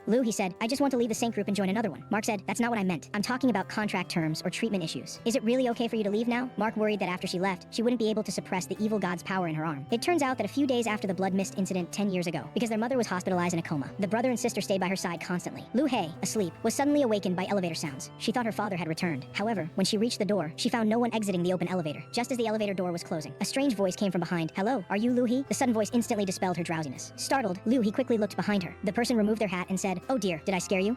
He immediately recognized them as the Libra Saint, who often appeared on television. The two then sat down together. Lawrence said, I was worried about you because of the blood mist incident, so I came. Lu Hei said emotionally, everyone has tried their best. I believe you've all done everything possible. Lawrence said, you're so composed despite such setbacks. No wonder Yuguo always boasts about his children. But Lawrence's following words made Lu Hei break into a cold sweat. My children aren't like you. They're always causing trouble and they've done it again. I've confined them. How wonderful it would be if you were my child. Lu Hei was completely terrified by Lawrence's horrifying expression. Then Lawrence laughed and said, I'm just joking. I've scared you. To show apology, Lawrence pointed, instantly summoning 2 ruby earrings. Looking at the shining earrings handed to her, Lu Hei said, I can't accept such precious gifts. Lawrence said, don't be polite. These were prepared specially for you. A welcome gift. Yuguo, who had just returned, saw his daughter about to accept Lawrence's gift. He never expected Libra would come looking for his child. Yuguo wanted to stop Lu Hei from accepting, but it was too late. Lawrence revealed a wicked smile, instantly opening his palm and placing the earrings in Lu Hei's hand. However, in the next second, the earrings transformed into 2 black vapors that quickly spread up her arms. As the black gas continued to corrode, Lu Hei clutched her arms in pain and fell to her knees. Seeing his daughter suffering, Yuguo immediately rushed forward to help dissolve it. Just as he was about to touch her, a tremendous force sent him flying, crashing through several walls. Lawrence laughed and said, Yuguo, do you still think you're a saint? Leaving your child alone so late? That's parental negligence. Looking at his daughter kneeling on the ground, being corroded by the black gas, Yuguo looked at Lawrence with hatred and shouted, return her to normal immediately. Lawrence said, that's impossible. You don't take my word words seriously enough, but she didn't expect Liu He's willpower to be so strong. Normally, she should have been consumed by the evil god's aura by now, but Liu He can still hold on, though she'll ultimately fail to escape being devoured. Lawrence said, if you want to save your daughter, follow me and become my subordinate. He believed Yu Guo was more valuable than other saints. If he submitted to Libra, she would compensate for the power Yu Guo had lost and help him rejoin the ranks of saints. It was then that Yu Guo realized this had been Lawrence's plan all along. While she waited for Yu Guo's answer, suddenly a small hand grabbed her ankle. Liu, he said, don't bully my father. Lawrence laughed loudly. He didn't expect Liu He would try to turn the evil god's power back against her. Lawrence raised one hand, intending to teach her a lesson. Yu Guo hastily mobilized his remaining magic power to rush forward and stop her. However, in the next moment, a golden lightning bolt descended from the sky, instantly forming a golden light barrier that firmly protected Liu He. Seeing the sudden golden lightning, Lawrence was startled. The one who intervened was none other than the Leo saint, Stephen Mark. Liu, he was grateful for the Holy Lord's help back then, but now she wanted to quickly become stronger and needed to train herself in new ways, because she hoped she could help Li Jian. Mark said that for 10 years he had done his utmost, even turning a blind eye to Liu He secretly meeting Scorpio because of the evil energy in her arm. Even with all this, if she was still determined to leave, then the problem must be with him. However, his actions stunned Liu He. Could he really be crying? But in the next second, Leader Oliver burst through the door. He said, go ahead, leave quickly, always treating saint group activities like child's play. Once you leave, don't think about coming back. Get out. His appearance angered Mark, who roared, get out of here! He had just managed to soften Liu He's heart, and now Oliver was messing everything up. Oliver believed there was no point in persuading someone whose head was full of thoughts of Li Jian to stay. Mark said, she's the Vice Holy Lord after all. If we don't keep such excellent talent, who should we keep? Oliver said, what if I leave instead? Mark said, why would you leave? Oliver said, answer me. Mark said, fine, everyone can leave then. You leave too. However, Mark's angry words were taken seriously by Oliver. Next, a tremendous aura erupted from within him. Mark was shocked to sense this aura. It was Libra's. As Oliver's aura continued to rise, his appearance underwent a complete transformation. Mark tried to stop Oliver from activating the evil power bestowed by Libra, but in the next second, Oliver's attack came. Mark didn't expect Oliver to sever his arm with just one strike. Mark rebuked him for betraying Leo to join Libra. Oliver said, both the Holy Lord and Vice Holy Lord treat the saint group like a game. If you had managed it seriously, I wouldn't have chosen this path. Oliver always believed Leo valued strength above all. He thought Mark had forgotten this, which is why he appointed S-ranked Liu He as Vice Holy Lord, directly overlooking him. The SS ranked who surpassed Liu He in both achievements and power ranking. As Holy Lord, you're always beaten by Li Jian, and the Vice Holy Lord gets so excited at seeing Li Jian that she neglects the saint group. I schemed to harm the previous Vice Holy Lord for this position. In the end, Liu He got the advantage. Liu He stiffened in shock, realizing that her teacher being surrounded by monsters without support years ago was Oliver's doing. The next second, Liu He appeared directly in front of him. She said, you deserve to die. Then she threw a punch directly at Oliver, facing Liu He's full force attack. Oliver revealed a cold smile. Then he grabbed her wrist, saying, you're far too weak. To crush an opponent, you should do it like this. As he spoke, he raised his arm and swung at Liu He. His attack landed heavily, unstoppable, slamming Liu He hard to the ground. After the dust settled, a huge crater appeared in the first floor hall. Liu He lay within it. As everyone looked on in shock, she slowly rose. The next second came Oliver's voice. You're no match for me now. If you don't want to die, summon the monster in your arm to fight me. Meanwhile, in the Ophiuchus temple, Li Jian gave his first task to Chen Ji-yu, who would become a recorder, because Li Jian sensed that Liu He needed help now. With the blessing of 2 recorders on the spear, the next second, the spear shot skyward, flying in a certain direction, because it would find its way to its master. As the intense battle between Liu He and Oliver continued, their battlefield soon moved to an underground station. Liu He declared she would execute the traitor Oliver here, burying him forever underground. The angry Oliver directly activated Leo's skill, Beast Transformation. Liu, he also began to gather power. Instantly, her whole body was surrounded by red lightning. Then she transformed into a red thunderbolt, shooting forward. Just as Liu He was about to strike again, Oliver withstood the attack and grabbed her, then violently slammed her into a train. To suppress the evil god's power in both arms, Liu He had no extra strength to continue fighting. She didn't expect that after working so hard, she couldn't even defeat Oliver, who merely borrowed external power, let alone help Uncle Leo. Now Oliver wouldn't give her time to hesitate. He grabbed a train car and threw it at Liu He. Liu He had no strength left to dodge. The next moment, a mysterious voice sounded in her mind. I am pleased with your fighting spirit. Then a piercing friction sound and dazzling white light instantly engulfed everything. As Liu He stared in shock, the oncoming train was split by a bright light. A spear emanating a serene blue glow stood quietly on the ground. Welcome, one with unyielding fighting spirit. This was the first weapon forged by Li Jian after becoming a holy god. Just standing there, it split the oncoming train in half. It also possessed the ability to cross continents and automatically find its master. When Liu He picked up the spear, the mysterious voice appeared again. To join Ophiuchus, you must prove your worth. She realized this was help from Uncle Li Jian. She gripped the spear tightly. Then, her injuries and energy rapidly recovered. At this moment, her aura continued to rise, and the energy field she emitted swept through the entire underground station. Oliver noticed this too. He couldn't let her continue, so he lunged directly at Liu He to kill her. Liu He also noticed Oliver's movement. She instantly gripped the spear with one hand and began to gather power. As she gathered power, an aura belonging to Ophiuchus quickly enveloped her, then struck directly at Oliver. Meanwhile, Mark was being treated by subordinates who had rushed to help. Suddenly, he saw a thick pillar of light descend from the sky, instantly plunging into the ground. Seeing this, everyone hurried to the broken window to look down. Soon after, an immense energy storm appeared. When everything quieted down, everyone discovered the building had been split in half. Mark leaped down. He wanted to find out exactly what had happened. However, when he reached the ground, he found the dying Oliver lying in the ruins, with only the upper half of his body remaining. Mark said, for Liu He, becoming stronger isn't a means but her goal. That's why she could become Vice Holy Lord. Oliver turned his head away and said, you still talk so much even after I cut off your arm. However, when Liu He jumped to the ground, Mark was stunned. Then he shouted, why is the aura emanating from you not Leo's, but Li Jian's? Liu He said, I told you, I want to join Uncle Li Jian's saint group. Mark said, I haven't agreed yet, and the Holy God won't agree either. If you insist on leaving, you'll have to step over my body. The next second, Liu He received the task from Ophiuchus to defeat Mark. However, Oliver's roar caught their attention. Don't think this is over. This is just the beginning. You have no idea what Libra truly is. As he spoke, Oliver's broken body began to glow. Under Mark and Liu He's astonished gaze, the light orb flying into the sky rapidly expanded. Oliver was using his remaining power to complete a summoning. As the light orb continued to expand, a huge claw appeared from within. Then, an even larger figure gradually emerged from the light orb. Seeing such a formidable monster, Mark quickly shielded Liu He behind him. When the monster fully appeared, everyone recognized it as the disaster misfortune leader Li Jian had slain 10 years ago. Red Eye. Mark wanted everyone to flee quickly, but the next second, Red Eye unleashed an energy breath. Meanwhile, in the Ophiuchus temple, Li Jian, who was repairing Sagittarius' royal sacred artifact, sensed something strange. The aura of the being he had once slain had appeared again. Not only that, but monsters were also attacking multiple locations around the world. However, several saint groups led by Libra immediately stepped forward, saying they would work with allied saint groups to eliminate the disaster misfortunes without mentioning the punishment of the Holy Lord's son. Li Jian and others never expected Libra would use eliminating disaster misfortunes as an excuse to take action. Yu Guo was surprised about Red Eye's appearance. Haley explained, because Li Jian couldn't come out of the demon tower back then, Yu Guo severed ties with other saints, so he doesn't know the inside story. Regarding the ownership of Red Eye, there was a dispute among the saint groups. Finally, the saints unanimously decided to seal Red Eye's head and throw it into the sea. And this suggestion came from Libra. Yu Guo suspected Libra had retrieved the head, and Li Jian thought this was something she would do. Regardless, he wanted to personally confirm if it was the one he had dealt with before. Li Jian asked Haley to set up some barriers in the Ophiuchus temple, as she was skilled in this area, so he could go fight the monster with peace of mind. As Li Jian approached, Haley's cheeks instantly flushed, and this profit-seeking expression through Haley's filter became infinitely charming. Then she hastily rummaged through boxes looking for useful sacred objects. The attribute deity reminded Haley to calm down. At this rate, she would bankrupt Scorpio. But Haley didn't care. She felt Li Jian could only rely on her, and it didn't matter if she emptied Scorpio's sacred objects. Calming down, Haley continued to imagine, isn't this like living together? Isn't that marriage? Thinking of this, Haley nearly fainted from happiness. Yu Guo thought Li Jian would ask him to go together to eliminate Red Eye. But unexpectedly, Li Jian told him to return to the country immediately. But Red Eye had appeared where Lu He was, and he couldn't not go. Li Jian said he could sense Lu He's aura, and would protect her well, because he detected that Libra had also sent forces to H country, and the remaining members of Sagittarius couldn't handle it alone. Meanwhile, in H country, the city under Sagittarius' jurisdiction was also under monster attack. Due to prolonged fighting, everyone was showing signs of fatigue. Without support, the entire city would fall. But the next second, a figure appeared, launching a fierce attack directly at the disaster misfortune. Everyone was stunned by this sight. The previously intimidating disaster misfortune now lay lifeless on the ground. When everyone saw who had arrived, they were shocked. It was the Taurus saint, Ivan Kruger. Ivan smiled. Indeed, a rookie saint group, frightened by such a small scene. Where's Yu Guo? Gute knew the visitor had ill intentions, but still thanked him for his assistance. He said, the Holy Lord is not here. If Lord Ivan has business, we will convey it to him. Ivan said, no need, I'll wait here patiently. Then he grabbed Li Zayuan's shoulder and said, don't you know I hate people standing in my way? And gave him a heavy punch. Seeing Gute's angry roar, Ivan looked disdainful. Li Zayuan rose under Ophiuchus' power and said, I was wondering why you, who've always had bad relations with our Holy Lord, would help. Your target isn't the disaster misfortune, but us, right? Ivan said, it's such a waste for you to serve such a garbage Holy Lord. Li Zayuan said, you have been belittling our Holy Lord from the beginning. Please don't call Lord Yu Guo like that. Ivan shook his head repeatedly, saying, how does that guy train his subordinates? No discipline at all. Anyway, Libra instructed that none should be left alive. The next second, his aura as a saint erupted. Meanwhile, in the temple of Ophiuchus, after Li Jian finishes explaining everything, Yu Guo also begins to leave. Just as Yu Guo departs, Li Jian says, all right, we should get ready too. Chen Zhayu asks confusedly, are we leaving right away? Li Jian says, no, before dealing with the Red Eye, we need to handle the disaster misfortune that's arrived at the sanctuary. On the other side, the sacred objects supporting the magic formation simultaneously shatter. Immediately, the sea's waves surge violently. An army advancing across the waves suddenly appears. You humans over there, where is the master of Ophiuchus? Eugene tries to rebuke them, but is answered by a slashing attack from a skeletal knight. Lowly human, don't interrupt carelessly. Facing the powerful attack from earlier, the attribute deity of Scorpio blocks it all, but his armor suffers severe damage. Haley, surprised that a casual strike from the opponent broke through the attribute deity's defense. She suspects it's an army sent from the headquarters of the unknown civilization. The skeletal knight also senses the aura of his kind from the recent clash. Could they be the traitors of their race that Libra mentioned? Since you're the disgrace of our race, then disappear. As the knight commander finishes speaking, the skeletal warriors immediately charge forward. The attribute deity of Scorpio tries to use his tailhook to defend, but his defensive line collapses instantly, as if it never existed before the rapidly advancing skeletal warriors, and the edge of the sword doesn't diminish at all, heading straight for Haley. Just as the sword is about to hit, Haley instantly switches to battle mode, directly swatting away the blade with one hand. With sparks flying from the clash of armor and sword, Haley quickly flashes to the side and throws out her whip. As Haley's momentum continues to rise, her aura as a saint spreads out in an instant. Then blue light suddenly appears behind her, and the blue light transforms into arrows attacking the Ghost Legion. In an instant, many ghost soldiers are shattered by the arrows, but the Ghost Knight commander grabs the incoming arrow. A figure slowly walks out of the building. What a big pile of trash. You must be Libra's dogs, right? Seeing Li Jian coming to help, Haley immediately becomes excited. The Knight commander finally realizes, this must be the master of Ophiuchus that Libra mentioned. He sighs directly. How disappointing. I heard you were a holy god, but you're so tiny. Li Jian says, do I have to meet your expectations? Answer me. Are you Libra's people? The other party says, shut up. How dare you be disrespectful? Do you know who you're talking to? However, before he finishes, he is shot dead on the spot. Li Jian says, you dare tell me to shut up? Who gave you the courage? Looking at the fallen skeletal warrior, the Ghost Knight commander finally understands why Libra is so cautious about Li Jian. He couldn't even see the earlier arrow clearly. Although it was a surprise attack, one arrow defeated their elite. He immediately summons his weapon and says, worthy of being the master of Ophiuchus. Indeed, I underestimated you. We are the vanguard of the great unknown civilization's army, subordinates of Lord Helmet Baron, the Ghost Knight Order. We've come to punish you humans who follow the deceitful holy gods. As the Ghost Knight commander finishes speaking, all his soldiers charge toward Li Jian. Li Jian roars angrily, today, let me teach you what self-awareness means. The next second, extremely fast blade shadow flies out from the building. Li Jian Xiangong's verdict. In an instant, large numbers of skeletal soldiers are swallowed by the blade light. The skeletal knight finds the right moment to charge. He believes Li Jian is focused on controlling the flying knife and off guard. The next second, his thought dies before it's born. Facing the sudden thrust of the long spear, Li Jian grabs it, then executes a shoulder throw, slamming it into the ground. No matter how many spears and blades come at him, Li Jian dodges them effortlessly. He even bundles the incoming weapons together. Then with one hammer strike, he sends the skeletal knights flying. Seeing this, the knight captain is completely stunned. How is this possible? Before he can finish thinking, a ball of intense fire suddenly engulfs his entire squad. The ones who attack are the attribute deities of Scorpio who arrived just in time. Li Jian smiles. You came at the perfect time. You can clean up the rest. Then he looks at the knight commander Commander standing at the back and says, "You should come exercise too." The Ghost Knight Commander grits his teeth and charges toward Li Jian. Meanwhile, blue energy gradually forms in his palm. Then he swings it directly at Li Jian. As the blade's edge instantly approaches, Li Jian doesn't dodge at all, casually cutting through it with one slash. With a thunderous sound, the Knight Commander's fierce light charge is easily blocked. Seeing this, the Ghost Knight Commander is shocked. Li Jian chuckles. Then with one kick, he blasts off the head of the Ghost Knight Commander's mount, followed by another slash that cuts it in half. The Ghost Knight Commander ignores his mount and hastily leaps up, saying, "You do have some skill. Try this move then." Next, a ghost storm appears in his palm. Seeing this, Li Jian gives him no time to gather power, swinging his great blade. Facing the flying blade, the Ghost Knight Commander hurriedly dodges sideways, but he's still a step too late. The great blade directly hits the arm he was charging power with. His ghost storm is fully formed, but the attack direction changes to his own ghost army. The moment the storm falls, all his soldiers are eliminated by his own move. Seeing this, the Ghost Knight Commander stands dumbfounded. Haley and others seize the opportunity to entangle him. Haley says, "Heh, the big fish has finally taken the bait." Just as the Ghost Knight Commander tries to break free, Li Jian appears behind him. Li Jian directly stabs his back. Then, the Ghost Knight Commander is slammed heavily to the ground. With the defeat of the Knight Commander, the few remaining defeated soldiers are all dealt with by the attribute deities of Scorpio. The Ghost Knight Commander can't believe their entire Knight Order was so easily annihilated. Li Jian chuckles and says, "Didn't you destroy your Ghost Knight Order yourself?" But the next second, strange light flashes in the Knight Commander's eyes. Then, a transfer channel gradually forms behind Li Jian. Before he can react, the Ghost Knight Commander grabs Li Jian and charges in, just as everyone is shocked. The two have already jumped into the transfer channel. "Even if I die, I'll take Li Jian with me." As the two continue to fall, Li Jian quickly shifts his position to stand on the Ghost Knight Commander's back. Even if they crash to the ground, Li Jian will make him his cushion. Meanwhile, at the headquarters of Leo, after being hit by the Red Eye's energy breath, the already devastated city becomes even worse. Mark, who blocked the energy wave for everyone, is injured even more severely, but he still stands tall before everyone. This scene directly shocks everyone, but then he falls sitting to the ground with a thud. Liu he quickly comes forward to check. Mark manages a slight smile and says, "I'm fine." Suddenly, the Red Eye shows movement. Mark becomes anxious. It seems to be going somewhere else to cause destruction. We must stop it. The other revived members run over, stating they will fight alongside the Holy Lord. After hearing this, Mark is moved to tears, but after hearing everyone's shouts, Mark is instantly stunned. Holy Lord once defeated the Red Eye before. With our help this time, we can surely succeed. Liu he quickly says, "The Red Eye is too strong. Doing this will only increase needless casualties. You have other things to do. Help evacuate the citizens who haven't left yet. I'll assist the Holy Lord here." Hearing this, everyone immediately begins to act. Seeing Liu He's calm handling of the crisis, Mark expresses his gratitude. Liu He says, "No problem. You can't get into trouble before I defeat you, Holy Lord." Then the two look toward the Red Eye that wants to leave. Liu He asks Mark, "Are you going to show your true power now?" But Mark sighs and says, "Don't you know the inside story? It was Li Jian who defeated the Red Eye back then." Hearing Mark's confession firsthand, Liu he is instantly shocked. Mark says, "Li Jian isn't here now. Someone has to step up to stop it, so this time we can only rely on ourselves. Even at a terrifying cost, we have to use the Holy God Descent now." Just as Mark is summoning the Holy God Descent, he is suddenly interrupted by Li Jian falling from the sky. It turns out when the Ghost Knight Commander grabbed Li Jian during the transfer, he thought it was no big deal that Li Jian defeated him, as long as he met that monster. Even if he was a master of Ophiuchus, he couldn't possibly handle it. What he didn't know was that the Red Eye had already been defeated by Li Jian 20 years ago. Upon learning of the Ghost Knight Commander's plan, Li Jian was full of disdain. Facing the crazy charging Red Eye, Li Jian still wants to figure out if this is the same Red Eye as before. Although this monster looks identical to the Red Eye, he feels something is different. Looking only at appearance, this is indeed the previous Red Eye. But how could the cunning and vicious Red Eye from before show such a stupid expression? So he directly activated his skill, the 13th sense, under the investigation of the true eye. Li Jian discovers this is not the Red Eye resurrected by the Demon Tower manager. Except for the head, its body is a counterfeit replica made by Libra. Realizing this is another of Lawrence's tricks, Li Jian raises the Tiangong's verdict. Meanwhile, at Libra's location in the M country, the team leader worries that the Red Eye was revived too hastily. Lawrence says this is just a hastily made puppet to be discarded after use, so there's no loss. Leo has already been flattened by it, and it would be even better if it could severely injure Li Jian. She also knows what her subordinate says is true. If that guy had come back alive, using the energy it collected would be enough to resurrect the Red Eye and the Black Dragon. But she never thought that the stupid toad would use up all the hard-earned resources due to gluttony, and was easily defeated by the opponent. Just then, a subordinate reports, "Holy Lord, we have the latest news. We just confirmed that Yu Guo has returned to H country, probably about to face Ivan." Also, from the unknown civilization, Helmet Baron said he will personally take action. Earlier, the entire Ghost Knight Order was defeated in an instant. Lawrence feels the Baron should indeed take the field personally. Then, when she learns that her daughter Gali hasn't responded to messages, Lawrence's face suddenly turns cold. The subordinate is scared and quickly bows his head again. She can only sigh helplessly. "It seems Gali still doesn't want to listen to me. There's no time to wait anymore. Issue the order, prepare to march." The target is the Demon Tower in H country. At this time, in H country where Sagittarius is located, Yu Guo, who just returned, discovers all the disaster misfortune monsters in the city have been destroyed. And above the monster corpses is a figure silently observing everything below. Ivan says, "Isn't this the garbage saint Yu Guo? Why are you only coming now?" Hearing Ivan's mockery, Yu Guo frowns and suppresses his emotions, because he wants to know Ivan's purpose here and why he attacked his subordinates. Ivan also sees through his thoughts and then smiles. "Didn't a Red Eye appear in M country? I planned to investigate the Demon Tower, but your subordinates blocked me, so I taught them a lesson." Yu Guo snorts coldly, then directly mocks. "You say you're investigating the Demon Tower? Why haven't you gone in yet? Suddenly scared? Or planning to escape like 20 years ago?" Hearing this, Yvonne's expression instantly freezes, and their past, unknown to others, instantly enrages Ivan. Ivan says, "You think you're the same as before because you've regained your power. Without your royal sacred artifact, you're still just a half-saint. Since you want to die, I'll fulfill your wish." After speaking, he directly activates Taurus's skill, Destructive War Chariot, and charges toward Yu Guo. Yu Guo clenches his fist. The fire elements in the air seem to be summoned, quickly gathering on his fist, then he quickly throws a punch. The power of this punch is enormous. As the dust settles, the figure among the broken rocks and debris gradually appears. Ivan is terrified. He didn't expect the gap between them to be so large after Yu Guo recovered his power. At this point, Yu Guo's voice reaches him. "There's one more thing you got wrong. You said I don't have a royal sacred artifact, right?" The next second, a pillar of flame descends from the sky. Yu Guo reaches out and grabs it. Seeing this, Ivan's eyes nearly pop out. Yu Guo says, "Now you're scared, but I still prefer your arrogant look from just now." A divine bow appears in Yu Guo's hand, the royal sacred artifact of Sagittarius, the brilliant light path. Ivan is dumbfounded. Yu Guo's Guo's royal sacred artifact was actually repaired. Could Li Jian have fixed it? Just as the Taurus Saint feels terrified, Yu Guo's voice calmly carries over. Don't be afraid, Ivan. Besides, we have old scores to settle, don't we? If we use weapons, neither of us will be satisfied, right? It turns out that 20 years ago when Li Jian couldn't get out of the demon tower, Yu Guo demanded an explanation, but was directly punched to the ground by the Taurus Saint. His royal sacred artifact was also destroyed at that time. Thinking of this, Ivan trembles with fear. He continues to make threats. Don't think you're great just because you fixed your royal sacred artifact. Before he can finish, Yu Guo directly gives him a punch, smashing him into a pit. Facing Yu Guo's frenzied attacks, Ivan has no way to defend. If this continues, he will really be beaten to death. Thinking of this, Ivan directly summons to his armor. With the armor's enhancement, he finally blocks Yu Guo's heavy punch. Ivan, with increased confidence, looks at Yu Guo and says, "That's right, I was careless just now. Now it's my turn, isn't it?" Facing the about to erupt Taurus, Yu Guo hurriedly jumps away. Since that's the case, he no longer holds back, directly summoning his royal sacred artifact from earlier. However, as soon as he takes it out, the next second, the entire bow body suddenly breaks in the middle, the bowstring snapping piece by piece. Because during Li Jian's battle with the ghost soldiers, he had used the bow to bind the incoming weapons. Then he hammered all the weapons along with the long bow away. Meanwhile, Mark, whose consciousness was drifting, suddenly hears the red eye screams. He thinks the holy god has taken control of his body after the descent and is fighting with his body, which is why he woke up. But how could he, as a saint, leave everything to the holy god and just faint by himself? But the moment he opens his eyes, a huge monster arm is cut down, falling from the sky. The one who cut off the red eye's arm isn't Leo's holy god, but Li Jian. Mark immediately wakes up. How is Li Jian fighting the red eye while I'm sleeping here? Before Li Jian, no matter how huge the red eye's form is, it's just a matter of cutting it a few more times to kill it. The Tiangong's verdict with its blue light falls on the red eye, the terrible damage making it scream continuously. With a few more slashes from Li Jian, it will certainly die. But at this moment, the red eye endures the intense pain and reaches out to grab. The agile Li Jian directly jumps onto the incoming arm. The red eye's gaze closely follows him, biting toward Li Jian. No matter how fast it is, it can't keep up with Li Jian's speed. Seeing this, Mark hurriedly shouts, "This is bad. Don't jump around randomly. It will use its breath technique." Li Jian just laughs, instantly summoning his hammer. As the hammer enlarges, the giant hammer directly plugs the red eye's mouth. With the savage energy having nowhere to release, the next second, the hot energy explodes in its head. Then, a pillar of energy fire instantly fills the entire sky. As the firelight recedes, the red eye is now charred outside and tender inside. Even so, Li Jian still beheads it with one slash. Everyone who sees this is stunned. The most shocked is Mark. Only Li Jian could truly defeat the red eye. While everyone is cleaning up the battlefield, Li Jian and others discover a secret in the monster's belly. A black dragon crystal without any life signs lies quietly inside. Li Jian finally realizes the red eye is this black dragon's parasitic container. Mark and others are shocked how Li Jian knew this, because when Li Jian was locked in the demon tower, the tower's manager kept reviving disasters to fight with Li Jian, so he knows these things. Hearing this, Lu He and Mark are stunned, and this huge monster is made up of the red eye's head combined with other monsters' bodies. As for this black dragon, Li Jian believes Libra picked it up from the demon tower, as they have close relations with the unknown civilization, making it easy to get these things. Looking at the black dragon crystal, when Lu He asks how to handle it, Li Jian receives multiple compensation messages from Yu Guo. Just now, after Yu Guo's long bow broke piece by piece, without his royal sacred artifact, facing the fully armed Ivan, he can only choose to run. But at this moment, the ground beneath Yu Guo's feet shakes, and several black spikes attack. The attacker is actually the Cancer Saint, Louis Moran. Ivan also seizes the opportunity to attack with full force. However, a sword appearing out of nowhere repels him, then directly freezes him. Seeing it's Kevin who arrived, Yu Guo is very surprised. "How can it be you?" Kevin says. "Why can't it be me? Why are you always so miserable every time I see you? Also, when I was coming, I found a group of troublemakers at your base. I've already helped Shang Kai and others solve the problem." Just then, the sound of ice breaking suddenly interrupts their conversation. Ivan, who broke out of the ice, says evilly, "So it's you. Thinking you can contain me with such ice, truly wishful thinking." Kevin just chuckles and says, "Your skin is still as thick as ever." Louis Moran stops Ivan saying, "We didn't come here to quarrel. The opponent isn't Li Jian, just two fallen saints. Let's finish them quickly." Hearing this, both are instantly furious. Do these idiots not think before speaking? Today we'll roast them all. Just as the four are about to clash, a figure suddenly descending from the sky makes all four freeze. Your relationship looks quite good. The Comer is none other than the Libra Saint, Giselle Lawrence. Upon seeing who it is, Yu Guo and Kevin are shocked. Is she going to take action personally? Ivan and the others hurriedly explain, "Why are you here? We haven't failed yet." Lawrence just raises one finger. The next second, a terrifying pressure descends, instantly pressing all four to their knees. Yu Guo and others didn't expect that, although they're all saints, the difference in power could be so great. Louis Moran wants to ask why they're also being suppressed. Lawrence coldly says, "I let you command a saint order without a saint, but you couldn't even take down Sagittarius' sanctuary. And you, Ivan Kruger, not only failed to subdue Yu Guo, but were badly beaten. How can I possibly entrust things to you like this? Stay here and reflect properly." After speaking, she directly appears in front of Yu Guo and the others. Lawrence raises one hand, instantly activating Libra's skill, equivalent exchange. She wants to turn the two into disasters. As the giant Libra's eye appears, the magic formation's light illuminates the entire sky. Seeing this, Gute and others are extremely shocked. Why has the Libra Saint also come here? Suddenly, a huge shadow flies over their heads. The terrifying aura emitted by the shadow directly overshadows the city. Everyone feels this aura and immediately panics. That terrifying shadow is actually a giant dragon. The person who can command such a majestic dragon must only be Li Jian. However, when Lawrence discovers Li Jian, it's already too late. As Li Jian suddenly appears in front of her, Lawrence's head shatters like a broken vase. Seeing this, Yu Guo and Kevin can hardly believe it. The invincible Lawrence couldn't withstand one punch from Li Jian. Looking at the fallen headless body, Ivan and others are dumbfounded. They never expected Li Jian's strength to be so terrifyingly at this level. The ruthless Libra Saint was so easily defeated by Li Jian. Li Jian angrily looks at Yu Guo and Kevin saying, "Why do I always see you being beaten every time we meet?" Yu Guo points at Li Jian and shouts, "Why didn't you answer my contact? Do you know how many messages I sent?" But Li Jian looks completely confused. Then remembering the over 100 compensation messages Yu Guo had sent earlier, he quickly turns his head away saying, "I'll help you fix it another day." Watching Li Jian and others laughing and quarreling, Ivan and his group are fuming. He charged straight at Li Jian, but what greets him is Li Jian's fist. With a bang, he is blasted into the sky. And when he wonders why Cancer isn't cooperating with him, he turns back to find Louis Moran about to dissipate, because Louis Moran has been bitten to pieces by the black dragon, and his falling figure is swallowed by the black dragon. Seeing Ivan and others so easily dealt with, Kevin's eyes are filled with admiration, while Yu Guo is shocked about what's going on with this black dragon. Li Jian says, it's a disaster misfortune revived using the sleeping magic dragon crystal, the Red Eye's head, and ghost knights, processed and crafted. Just as Li Jian and Yu Guo are arguing, Kevin's question interrupts them. Does anyone know why this hasn't disappeared yet? The next second, golden chains descend from the sky. In an instant, Lawrence's body is wrapped in golden ropes. Then her head grows back in a bizarre way. Seeing this, Li Jian laughs. Didn't expect you'd change to an even more disgusting face. Li Jian also summons the Tiangong's verdict in his hammer, saying, no matter how many times you resurrect, I will smash you each time. Watching Lawrence slowly raise her hands, Li Jian urgently shouts, Black Dragon, take those two away quickly, because he discovers Lawrence isn't human at all. They not only can't help here, but would become burdens for Li Jian. As Lawrence's palms quickly clasp together, Libra's golden magic formation appears above her. The next second, a dazzling golden light descends from the sky. Although this attack doesn't cause damage to Li Jian, Li Jian can see that Lawrence isn't human at all. Li Jian says, just put away your poor acting, Libra Holy God, Estrella. The Libra Holy God laughs upon hearing this. So you knew all along. Since that's the case, I won't hold back anymore. Are you ready, Li Jian? Li Jian smiles. Shouldn't you be the one getting ready, trash? I don't know what method you used to stay behind, but if other holy gods knew, it would be interesting, wouldn't it? Watching Li Jian gradually approach, Estrella shows a cold smile, but as his fist swings out, Taurus's sacred mark appears behind her. Li Jian didn't expect the Libra Holy God would actually use Taurus's skill. Seeing this, Kevin and Yu Guo are dumbfounded. How is this possible? Taurus's sacred mark appeared above her head. The Libra Holy God says, this kind of brute force technique indeed doesn't suit me. And your shock now is a bit too early, isn't it? I have many more to show you. After speaking, a huge shadow of a scale rises from the ground, and 6 sacred marks condense above the scale. Li Jian, rising slowly from the crater, also understands. Looking at the scale floating in the air and the sacred marks of other constellations, Li Jian suddenly realizes, no wonder you're so confident. So you had this planned all along. Estrella smiles. Of course. The holy gods were all angry after losing their saints, and these sacred marks are enough to prove their anger toward you. Can you withstand this power? Li Jian says through gritted teeth, as a holy god, you've done such things. Wouldn't it be better to eliminate more disaster misfortune monsters? But the Libra Holy God doesn't see anything wrong with this. She thinks Li Jian dislikes saints and holy gods, but is obsessed with eliminating disaster misfortunes, considering those lowly humans so important. She does indeed hate Li Jian, but has to acknowledge his strength. As long as Li Jian doesn't interfere with them, they can agree to let him control the entire world. The premise is that Li Jian must join them, or he will become a constellation erased by the gods. Li Jian just laughs and says, you're still the same as always, giving such stupid choices every time, not putting the safety of others in your eyes at all. In Estrella's view, the lives and deaths of insects aren't worth mentioning. She didn't expect Li Jian to still hold such a childish sense of mission. If that's the case, let me first lighten your burden, starting with clearing this city. As soon as the words fall, Estrella directly activates royal sacred skill, divine weaponry. Countless blades appear out of nowhere. In an instant, the island where the city is located is covered by countless swords. Then, she not only uses Aquarius's tornado, but even Cancer's clone technique. The arrogant Estrella says, things have come to this point, it's all your fault. Before Li Jian can react, ropes bind him tightly, and Aquarius's formation suddenly appears beneath his feet. Seeing this, Estrella points with one hand. Blade after blade flies toward Li Jian, but his fighting spirit instantly soars, and the binding ropes snap piece by piece. With a clang, he blocks the incoming giant sword. The Aquarius holy god laughs. This is a skill summoned by the power of many holy gods. It won't be so simple to break. I have many more here. Prepare to continue receiving attacks. If you can't block all the swords here, the rest will pierce the city below. As the words fall, sword after sword flies toward the crowd in the city. In the critical moment, Kevin immediately rushes over, directly freezing the incoming blades. Then Yu Guo shatters the frozen giant swords. Kevin is very angry because these giant swords cannot be scratched no matter how he scrapes them. Yu Guo thinks it might be because these are all things summoned by holy god authority. Moreover, she has received support from other holy gods. If this continues, even Li Jian can't guarantee victory. But the sudden turbulence that appears next startles them both. The waves appearing out of nowhere are like heavy curtains covering the sky. Seeing this, everyone trembles and huddles together. Some saints even kneel and pray for the holy god's help. Kevin brightens at the sight, then kneels on one knee and begins to pray to the Virgo holy god, asking for support for Li Jian to grant him Virgo's power. Meanwhile, Li Jian looks at the huge waves in the sky. Li Jian didn't expect Estrella would flood the city to eliminate him. Li Jian plans to activate his skill, fighting god instinct, but a bright light suddenly appears behind him. At this time, Estrella thinks Li Jian isn't showing up because he's afraid, so he dare not come out. Since that's the case, she decides to sink the entire city to the bottom of the sea. No matter how many people are sacrificed, she must force Li Jian to appear. As the Aquarius sacred mark gradually brightens, in the blink of an eye, the seawater pours toward the city like a curtain. However, a blinding light instantly freezes the approaching tidal waves. Seeing this, Estrella also detects Li Jian's position, then orders her clones to kill him. Just as the clones approach, a black dragon directly breaks through the ice. Before the clones can react, an energy breath directly engulfs them. The energy pillar's momentum remains undiminished, heading straight for her main body. Estrella hurriedly activates the Gemini sacred mark, using the transfer gate to reflect the energy pillar, and the direction of reflection is toward the crowd in the city below. Li Jian hurriedly rides the black dragon to intercept, with a slash, directly annihilating it. And now behind Li Jian, Virgo's sacred mark has condensed. Upon seeing the sacred mark behind Li Jian, Estrella gnashes her teeth in rage. Damn you, daughter of the moon, how dare you help Li Jian? With the appearance of the sacred mark, Li Jian also receives a prompt. Due to Virgo Saint's prayer, Ophiuchus' divine position has begun to rise. The Virgo holy god has granted Ophiuchus power, and the divine position has been elevated once more. Li Jian says, just now you claim to be the proxy of the holy god's anger, right? But now it seems it's not only you. Estrella scoffs, you think there's anything more terrible than the holy god's anger in this world? And whose anger is your so-called anger? Li Jian roars, stop putting on airs here. How many people have you harmed? Whether my friends or those innocent people, if I say it's the anger of those people, can your brain understand? Plus my anger from being stabbed in the demon tower that time. Tell me, who stabbed me? Was it you or related to those garbage working with you? Estrella just shakes her head, then even laughs wildly. I thought you were going to ask something important, so you're still looking for the culprit from back then. Want to know the answer that badly? But only the strong have the right to ask questions. Now it seems I should be the one questioning you. Besides, you only have a mere 2 holy gods. What can you do? After speaking, Estrella activates Gemini's skill again, Star of Destruction. Looking at the gradually falling huge meteorite, Li Jian's aura instantly soars. You think we have just 2 holy gods? The next second, a hot light instantly stops the about to fall meteorite in midair, and the huge meteorite emits cracking sounds. It's Li Jian using Sagittarius's sacred technique, the sun god's ring.